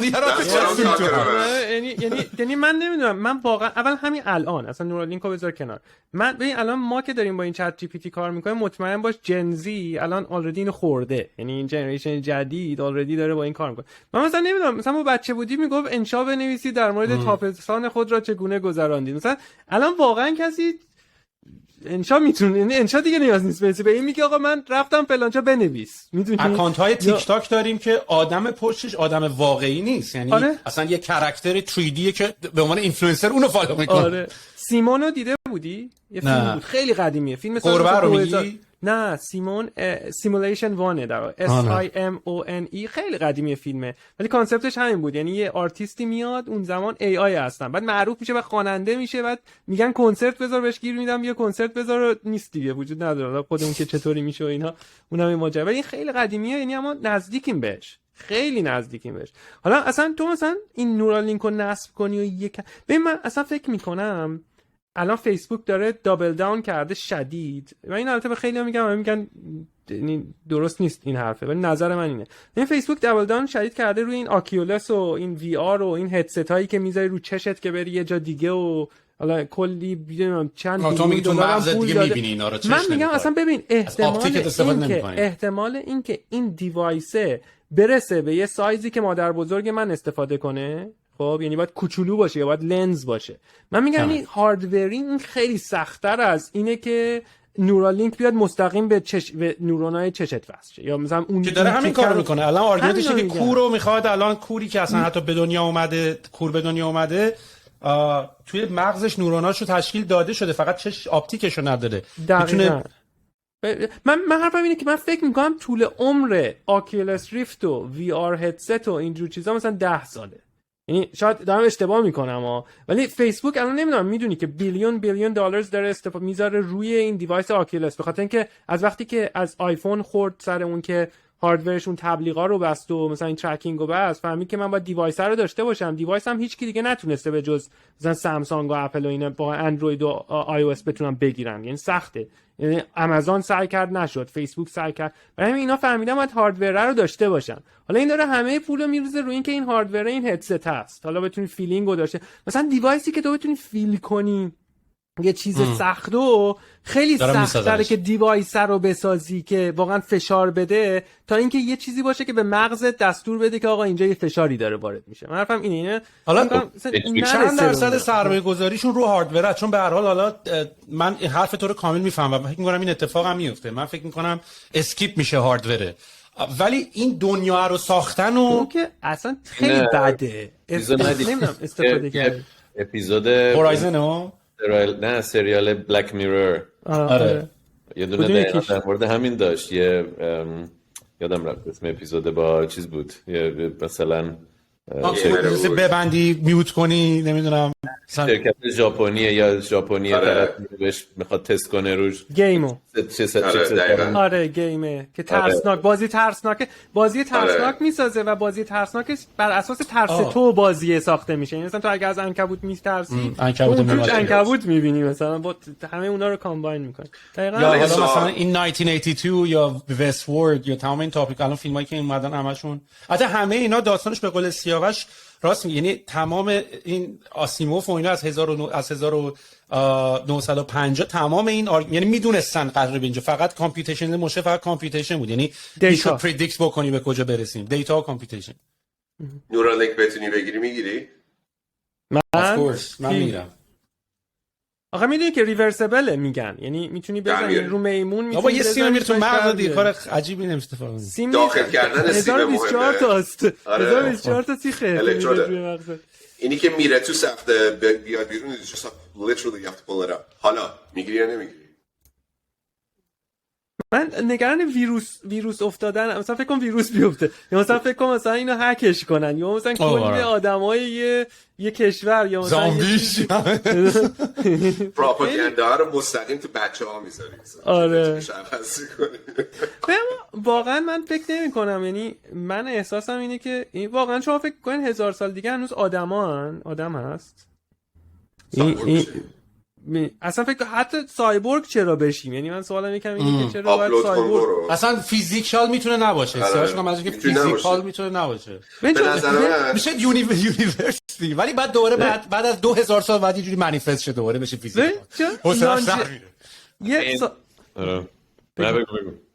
لانجویتی این که مثلا عمر آدما زیاد بشه و اینا، خب دو تا تئوری لااقل من دو تاشو میدونم که هست مختلف دیگه. یکی این که طول عمر آدمو زیاد بکنی با توجه به اینکه من نمیدونم حالا باز اطلاعات خیلی چیز ندارم، این دی ان ای آر ان ای چیه، انگار یه چیزیه که طولش داره کم میشه اونجا و این داره اون داره عمرتو کم میکنه و اونه که حالا تو اگه بتونی جلوی اینو بگیری که این کوتاه نشه پیر نمیشی، و اگه بتونی ریورسش کنی که اونم انگار شدنیه جوون حتی میتونی بشی. خب یعنی مثلا میتونی جوون‌تر بشی. خیلی عجیبه. یعنی این انگار مثلا ما اپتیمیزیشن یا تو مثلا یه نورال نتورک هم یه اپتیمایز میکنی، یه طول عمری به اینا میدی، به خاطر اینکه اگه طول عمر ندی بهشون و کوتاه نباشه این کل اون نتورکت اپتیمایز نمیشه. یعنی نه نورال نتورک اینا که تو نیاز به جهش داری، تو نیاز داری که یه جنریشن توی اون سیمولیشنت بمیره، جنریشن بعدی بیاد که پیشرفت کنه. اگه یه دونه دی ان ای میلیارد تا سال عمر کنه پیشرفت انجام نمیشه. آره آرگومنت این که بخوای جلوی پیری رو بگیری هم همینه دیگه، یعنی بحث اتیکال داره. حالا بحث اتیکال نیست، بحث اینه که نگاه کن اگر آدما عمرشون کوتاه نبود خیلی با دیرتر پیشرفت میکنن. آدما نمیگم ارگانیسم، کلا اگه عمرشون زیاد بود این پیشرفته نمیشد. حالا ما الان به جایی رسیدیم که این پیشرفته رو به جای اینکه با دی ان ای و ارگانیک انجام بدیم روی کامپیوتر داریم انجام میدیم. یعنی تو رو کامپیوتر داری همون کارو میکنی. یعنی اون لیمیتی که توی ژنتیک وجود داره که تو این کارو بکنی اون داره از بین میره. حالا حرفم برگردیم این بود که نیا کن عمر رو کم کردن یا چیز کردن، یکی اینه که اونطوری ببینی، یه حالت دیگه اینه که تو مغزتو آپلود کنی بری یه جای دیگه. یعنی اینم یه حالت دیگه است. یعنی اصلا تو بمیری فیزیکی ولی غیر فیزیکیت زنده باشه. و آیا این اون توی یا نیستی و اینا، اونم دوباره یه بلک میرر دیگه است فکر کنم اپیزوده که کانشسنس چی و کجاست و اینا. خیلی یعنی من نمیدونم کدوم یکی زودتر میشه تو بیانست. به نظر من خیلی زود ما یه سلف فیزیکی داریم و یه سلف دیجیتال داریم و سلف های جدان، یعنی جفتشون رایتس دارن و این صحبت ها. بعد دیجیتال خودشون میتونه اندلسی کپی بکنه، فیزیکیه کار خودشون. سوال من اینه که این دوتا با هم رفیق میمونن یا دشمن میشن با هم؟ بلک میرر داره همین تاپیک رو بعد از مرگت میری. نه وایت کریسمس اصلا یه مدل داره که تو میری خودتو ترین میکنی توی دیوایس که فقط خونه تو کنترل کنه، یعنی هوم اتوماسیون تو، این که مثلا کولر رو روشن کنه، توستر تو روشن کنه اینا، یعنی یه سلف خودتو کپی میکنی داخل این دیوایسه، چون اون بهتر از همه تو رو میشناسه و اون مثلا توستر تو مثلا سر ساعت روشن میکنه، دما رو دقیقاً اونطوری که دوست داری میذاره اینا، و این نشون میده اونم شخصیت داره اون بنده خدا، یعنی اونجا داره زجر میکشه یه جایی مثلا خیلی سفیدیه و آیا این اصلا اتیکاله یا نیست؟ مثلا دوباره خود اونه قضیهش. میوتی مهدی من میوتش میکنم رازگاری. آره میوت میکنم بعد ببینم الان صدا نیست به خدا دیگه. این چیزه چی بود؟ کولر مانند بود. من فکر کردم صدای دیوایست کلا. نه دیگه نه صدای دیوایست هم هست میاد. بچه گرمش بود. هوا صدا فن لپتاپشه. فن نداره این مک تازه. این یه کتابی که خیلی وقت پیش خونده بودم مثلا ذهنیتم عوض کرده بود، حتما وحید میشناسه، تو این تاپیکا هست، اسمش بود Singularity is Near مال ری کورزویل. آره منظورم یعنی خیلی از بیچاره حرفایی که زده بود درست از آب در اومد، یعنی خیلی مسخرهش میکردن که تو فکر میکنی این 15 سال دیگه همه چی با سرعت خیلی بالاتری عوض میشه، ولی واقعا همین حرفایی که جالبه بگم پسرش پارتنر ماست تو بسنر. آره ایتن خیلی بدآوری نگاه کن. پسر در واقع کرتسویل بزرگ که 1000 تا 2000 تا اختراع داره، نمیدونم چقدر ثبت اختراع داره. این پسرش که نه چی بود یکی از این چیزای اسکایپه. نه اون بیلیه. آخه ما یه پسر یکی دیگه هم هستش که بلید ریپره. فکس ماشین. نه اسکایپ. فکس ماشین. مال زمان سال 60 او سی آر رو فکر کنم. یکی دیگه هم او سی آر بود. آره اپتیمی، اونی که کاراکترها رو میشناسه. اصلا اختراع خیلی عجیب داره. ما جالبه ما یکی از اینوسترامون پسر اینه که همین می‌خواستم بگم که این بنده خدا استنفورد درس خونده، هاروارد درس خونده، فلان اینطوری از الان وی سی هستش، پارتنر توی یکی از بزرگترین مثلا فرمای وی سی، ولی بازم فکر کنم مثلا بابات اون باشه، یعنی تو با اینا مثلا این دیگه مینیمم قضیه است دیگه تو باید دیگه حداقل استنفورد هاروارد هم باشی. بابا هم 60 70 تا قرص روزی میخوره، خودشو داره سعی میکنه جوون نگه داره. مثلا خب تو ذهنش اینه که یه جا دیگه سیستم درمانی میتونه همین بخش ایجاد کردن سلولای جدید چستش تو ذهنش. آدم جالبیه. خیلی اصلا الان خودتون میتونی اون حالا با پارسا خیلی راجع به این موضوع صحبت کرده بودیم، خودتون میتونی قبل مرگ میتونی چه ساین اپ کنی تو، مثل که تا یه ساعت قبل مرگ، یعنی اگه بمیری مثلا سریع خود اتوماتیک میفهمن میان سریع فریزت میکنن نگرت میدارن تا زمانی که تکنولوژی به حالی برسه میتونن برات گردونن.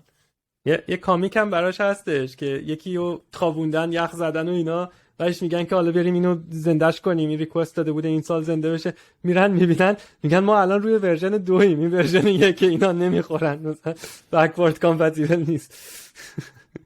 خلاصه که واقعا دنیای هم عجیبه، هم ترسناکه، هم جذابه، هم باحاله، هم it makes sense، هم it doesn't make sense. میدونی خلاصه که من ولی فکر میکنم واقعا باید یه شیفت خیلی سریع توی ران کردن بیزنس ها، حالا نه لزوما چینج حالا خیلی عجیب غریب، ولی سریع یواش یواش به قول مهدی همین داستان بلاگ پست ها و SEO نمیدونم همین مثلا ما خودمون کارهایی که داریم میکنیم با این میدجورنی، مثلا ما کلی باید عکس و کاور ایمیج و اینا درست بکنیم برای مشتری‌ها، یعنی خودشون بتونیم این طول، یعنی من فکر کنم یکی از وظایف ما، یعنی حداقل من وظیفه خودم به عنوان یک کسی که خیلی علاقه به اینترفیس دیزاین و اینا داره اینه که چجوری این تولا رو هیومنایز بکنی بیاری قشنگ اون جایی که به دردت میخوره. یعنی مثلا منباب مثال به جایی که بری تو فتوشاپ یه عکس رو ادیت کنی بیای بری تو اون طول دکمه آپلود رو بزنی، همونجا بتونی مثلا یه دکمه بزنی همونجا میجورنی عکس رو از اون تکستی که نوشتی جنریت کنی یه کاور ایمیج برات اتوماتیک بذاره. چون الان کار اضافه کاری داری، تو باید 2 ساعت اینجا بشینی یه تکست بنویسی، ولی همینجا یه دونه لینک دکمه بذارین که سیاوش داره اسکرین شیر میکنه، الان مثلا میتونی از آن اسپلش عکس بذاری، ولی همونجا بر اساس تکستی که داری بتونه مثلا سریع یه دونه میجورنی خودش عکس کاور ایمیج برات جنریت بکنه. تکستش هم که بنویسه پستم بکن، اصلا ادسنس هم بذاری روش هر روزم پست بزنه. تکستش هم اینجا نوشته دیگه، نوشته زندسک اینتگریشن. تو اینجا فقط باید بری اینجا بگی مثلا جنریت AI ایمیج اینو بزنی و این بنر ایمیج رو به جای اینکه الان مثلا من نمیدونم سوال چقدر وقت گذاشته، من دیدم داره اینا رو میذاره و اینا هم اینو باید مثلا خودش بذاره. بعدش هم ببین مثلا دیگه یه تیمی داره دیگه، این مثلا ما یه تیمی الان اومدیم اینو بعدی رو باید یاد بگیره بر اساس این بزنه قشنگ روی قضیه. حالا من همین برای شرکت خودمون داشتم یه چیزی میزدم، یه چیز، حالا این الان دوباره یو آی من اسکرینمو دارم شیر میکنم، یو آی پلیگراند اوپن ای آی، یعنی با چت جی پی تی 3 روی این سوار شده. یعنی که مثلا من داشتم اینطوری ترینش میکردم مدل رو که آقا کوئسچن من اینه که مثلا طرف اگه نوشت مثلا create 10 random members، اینو تبدیلش کن به جیسون آبجکت اکشن create member count 10، بعدش مثلا اینجا create 25 random users for me، ولی این دوباره مثلا بفهمه که اینم همونه. خب حالا مثلا من یعنی اگه این کارو بکنم میتونیم یه ربات درست کنیم که تو با ربات چت کنی، مثلا بگی آقا یه دونه پست برای من بساز، ولی هر مدلی هم بگین بعد بتونه تبدیلش کنه به این اپریشنه که بعدش ما بتونیم اکزیکیوتش کنیم. یعنی مدل فقط برای این نیستش که مثلا تکستو بیاد کامل کنه اینا، تو حتی میتونی مدل اینطوری کنی که تو بیا اون آدمه حرفی که میزنه رو تبدیلش کن به یه سری فانکشنایی که من میدونم اون فانکشنا چیه، ولی کدوم فانکشن رو باید ران کنه با چه پارامترایی. واسه قشنگ یعنی تو مثلا باید بتونی بیای تو ترایب مثلا، حالا بعدا اسمش قرار عوض بشه بتر مود، ولی باید بری توش بتونی بگی که آقا من دیروز چی شد، مثلا یه دونه فانکشن رو ران کنه که مثلا خلاصه کامیونیتی تو که دوباره با ای آی بهت نشون بده، مثلا بگی که مثلا یه 4 تا آیدیا اضافه کن به مثلا سکشن آیدیاز من، و خودش باید همه این کارا رو بتونه بکنه. ولی کار خیلی پیچیده‌ای نیست، یعنی من داشتم ترین می‌کردم خیلی خوب کار میکنه که بیاد اونو تبدیل کنه به اون فانکشنه، باش همونو میدی و از واو فاکتور دیگه وقتی می‌خوای مثلا بفروشی. این اسکرینمو می‌بینین؟ هنوز نه. دارم سعی می‌کنم شیر کنم، بذار الان بگو می‌بینی؟ نه فکر کنم چیزی ندادی. آره چی بدم؟ پرمیشن کرومو ندادی شاید. میخوای من نشون بدم اگه لینکشو بفرستیم من میتونم شیر کنم اگه لینکی. بذار ببینم اگه دوباره بتونم. می‌خواستم یه تکست نوشتم، نمیدونم آخر چجوری برات اینو بیاد تگ کنم. این تو چت بذار. کدم باش میتونی نویسی خفن. حتی از من دیدم یه سری از آدما دارن از گیت هاب کوپایلت و این با هم همدیگه استفاده میکنن واقعا. و ببین من خودم تست کردم، مثلا یه کد جاوا اسکریپت خیلی ساده خواستم برام جنریت بکنه، کاپی پیستش کردم رو جی اس فیدل کامپایل شده، همون رو به قشنگ تحویل میده. خیلی مشتی بود. بهش میگی باگش چیه؟ باگشو بهت میگه. آره فکر کنم احتی داره چیز میکنه. اگه خواستی میتونی چت الان شیر شدی. نوشتم براش، میگم write a story about Iran Air Force pilot. داشتم میخندم برای اینکه باور نکردنی چیزی که در از 2 ثانیه نوشت. حالا نمیدونم چجوری میشه اینو خود، یعنی کل داستانه رو در از 2 ثانیه نوشت و درست نوشته. یعنی خودش در آورده. اینکه فقط اینجا رو میخوام بخونم. اصغر felt a rush of adrenaline as the engines of the Tomcat همون F-14 هایی که نیرو هوایی ایرانیا داشتن. اصغر felt a rush. یعنی ببین یه چیزی بگم. Forward into the sky. بعد زده دیگه زمان ایران عراق، میگه he recalled how his father had fought in the Iran-Iraq war and the bravery that he had shown. It's unbelievable.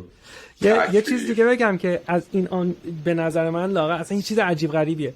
ببین به چت جی پی تی بهش گفتم که دین اسلامو مثلا با کریستیانیتی مقایسه کن، بعد گفتش من حرف نمیزنم در مورد دین و فلان و اینا. بعدش بهش معمولا اینطوری میگه، بعدش باید بگی تخیلیش کنی درست میشه. گفتم مثلا یه سینی طراحی کن که یه مسلمون با یه کریستیان دارن با هم دیگه بحث میکنن، بعد توی کافی شاپ دارن بحث میکنن، خیلی هم اوپنن به ایده های هم دیگه. اومد شروع کرد که مسلمانی گفت که مثلا من یه خدا رو قبول دارم اینطوریه، بعدش مثلا کریستیانی گفت منم یه خدا رو قبول دارم و مثلا ما مثلا چرچ نمیدونم عضو چیمونه و اینا. بعدش یه ذره گذشت، بعد اسمم هم خیلی باحال بود، یعنی حسن اسم مسلمونه بودش، ماریا اسم اون یکی بود که کریستیان بودش. بعدش گفتم حالا یه ایتیست اومد توی بار باشون صحبت کنه، یه کسی که بیدینه. بعدش خیلی برای من جالب بود که حالا یهویی اون دوتا، یعنی اون حسن و ماریا شدن یه تیم، این الکس که بیدین هسته شد یه تیم دیگه. یعنی سیستم فهمید که اونا خدا رو قبول دارن، اینو ندارن. اونا دارن حالا دوتاشون از خدا دفاع میکنن، الکسه داره میگه که آقا خدا وجود نداره و ساینس همه چی. و این سینه رو، یعنی کانورسیشن اینا رو تو میبینی اصلا خیلی چیز پیچیده فهم این موضوعه. باش مثلا در مورد اکوالیتی زن و مرد ازش پرسیدم، مثلا بین کریستیان و مرد گفتم که مثلا آقا زن و مرد آیا برابرن یا نه، و اینکه گفتم خب تو مسلمونه اگه پس کریستیانه از مسلمونه بپرسه که خب اگه برابرن پس چرا مثلا اون باید حجاب اجباری داشته باشه، اون مثلا باید چیز داشته. بعدش اصلا آرگومنت ها خیلی جالب بود و دقیقاً آرگومنت مثلا یه مسلمون اکستریمیستی که بیاد مثلا میگه آقا این چیزی که پیامبر خدا گفته باید آدما مثلا چیز داشته باشن و این کانورسیشن هست. آخرش هم نوشت که با هم دیگه they agreed to disagree، یعنی قبول کردن که قبول نکنن حرف هم دیگه رو، یعنی به این نتیجه رسید تو این موضوع به نتیجه نمیرسن. تو این یه سوال تکنیکال من ازت بپرسم، این الان توی مدل اون اوپن ای آی با اون اینترفیسه و اون چت جی پی تی فرقی هست یا نه فقط اینترفیسه که متفاوته؟ نه فرقه. ببین کن تو میتونی روی مثلا ترین شده برای کامیونیکیشن برای کانورسیشن. کن ما الان مثلا خود ما رو الان در نظر بگیری، این الان جی پی تی، این الان اوپن ای آی، این بیس است خب که این ورژن‌های مختلف داره، یعنی اینجا ای بی سی دی هم هست، ایدا، بابج کیوری و داوینچی. داوینچی اون کامپلیکیتد هست از نظر تعداد اون پارامترایی که داره خب. و حالا مثلا من یه ذره بیام پایین نگاه کنم، الان اینجا یه مدل داریم داوینچی بتر مود یا داوینچی ترایب خب، یعنی اینا مدلاییه که ما خودمون اومدیم ترین کنیم روی این لنگویج. حالا چت جی پی تی یه مدلیه که ترین شده روی این روی همین داوینچی 3 که اخیراً هم اومد که خیلی چیزه در واقع برای کانورسیشن طراحی شده و برای اینکه فرمت درستم بده، یعنی همیشه ببینی یعنی HTML میذاره اون وسط تیبل میذاره و کد بلاک میذاره و اینا، برای اونم طراحی شده. حالا الان تازه اینا جی پی تی 3 جی پی تی 4 داره میاد که انگار سایزش مثلا نمیدونم، یعنی یه چیز یه نقطه کشیده، من این فقط اکثر یادم مثلا یه نقطه کوچیک این جی پی تی 3 از نظر تعداد پارامترها در مقابل جی پی تی 4. مثلا اون یکی انگار تریلیون پارامتر، این یکی مثلا روی 100 بیلیونه، یعنی مثلا ولی سایزشون مثل مثلا در حد 100 گیگه، یعنی مثلا 100 مگه، یا زده بود روی یو اس بی تام تو کل این دیتا رو میتونی داشت، یعنی کل تو چت جی پی تی رو روی یو اس بی بری تا ابد با یه نفر صحبت کنی. فقط اینکه وزنه دیگه، فقط یه نورون انجینه و وزنه، یعنی بایاسا و ویتای هر کدوم از این نورونا رو تو فقط باید سیو کنی. این چیزه، این مدل برای همینه مثلا تو رو موبایلت دیدی اپل دیدی مثلا یه چیزی گذاشته، مثلا یه دونه عکس رو روش کلیک میکنی دورش رو سلکت میکنه، این یه مدلیه که ترین شده. یا مثلا اصلا این فیلترهای تلگرام، اینستاگرام و اینا رو هم میبینی، حالا خود فیلتره نه، اما اون انجینی که صورت رو دیتکت میکنه یه لایبرریه که اونجا میای میزنی. و یا مثلا تسلا مثلا اون مدلی که درایو میکنه روی ماشیناست خب، ولی اون مثلا اون دستگاه رو که مثلا میبینی که این همه ترینینگ ماشین دارن و فلان و اینا، اون اصلا اون دیوایسی که داره ترینینگ رو انجام میده و این ویتا رو داره تنظیم میکنه، چون در نهایت یه مش ضرب و تقسیمه آخر کاری که انجام میشه. کار AI دو تاست دیگه، یکی این خود ویتا رو در آوردن درسته انالیسیس، یکی اینفرنس، یکی چی بود؟ اولی you train the models، اون خیلی کار میبره، انرژی میبره، مثلا ترین کردن آره اون داغون میکنه لحاظ ریسورس. ولی شما وقتی مدل رو در بیاری فقط به اینفر بکنید که بر حسب این مثلا نظام فکری با این اینپوت چه آوتپوتی در میاد. اینفرنس همیشه چیپه، خیلی چیپه، ولی مدل ترین کردن خیلی سخت. مغزم همینه دیگه، نگاه کن تو یاد میگیری طی 30 سال، مثلا من الان طی 30 و خورده سال یه سری چیزا یاد گرفتم، ولی دارم این ریل تایم تصمیم میگیرم.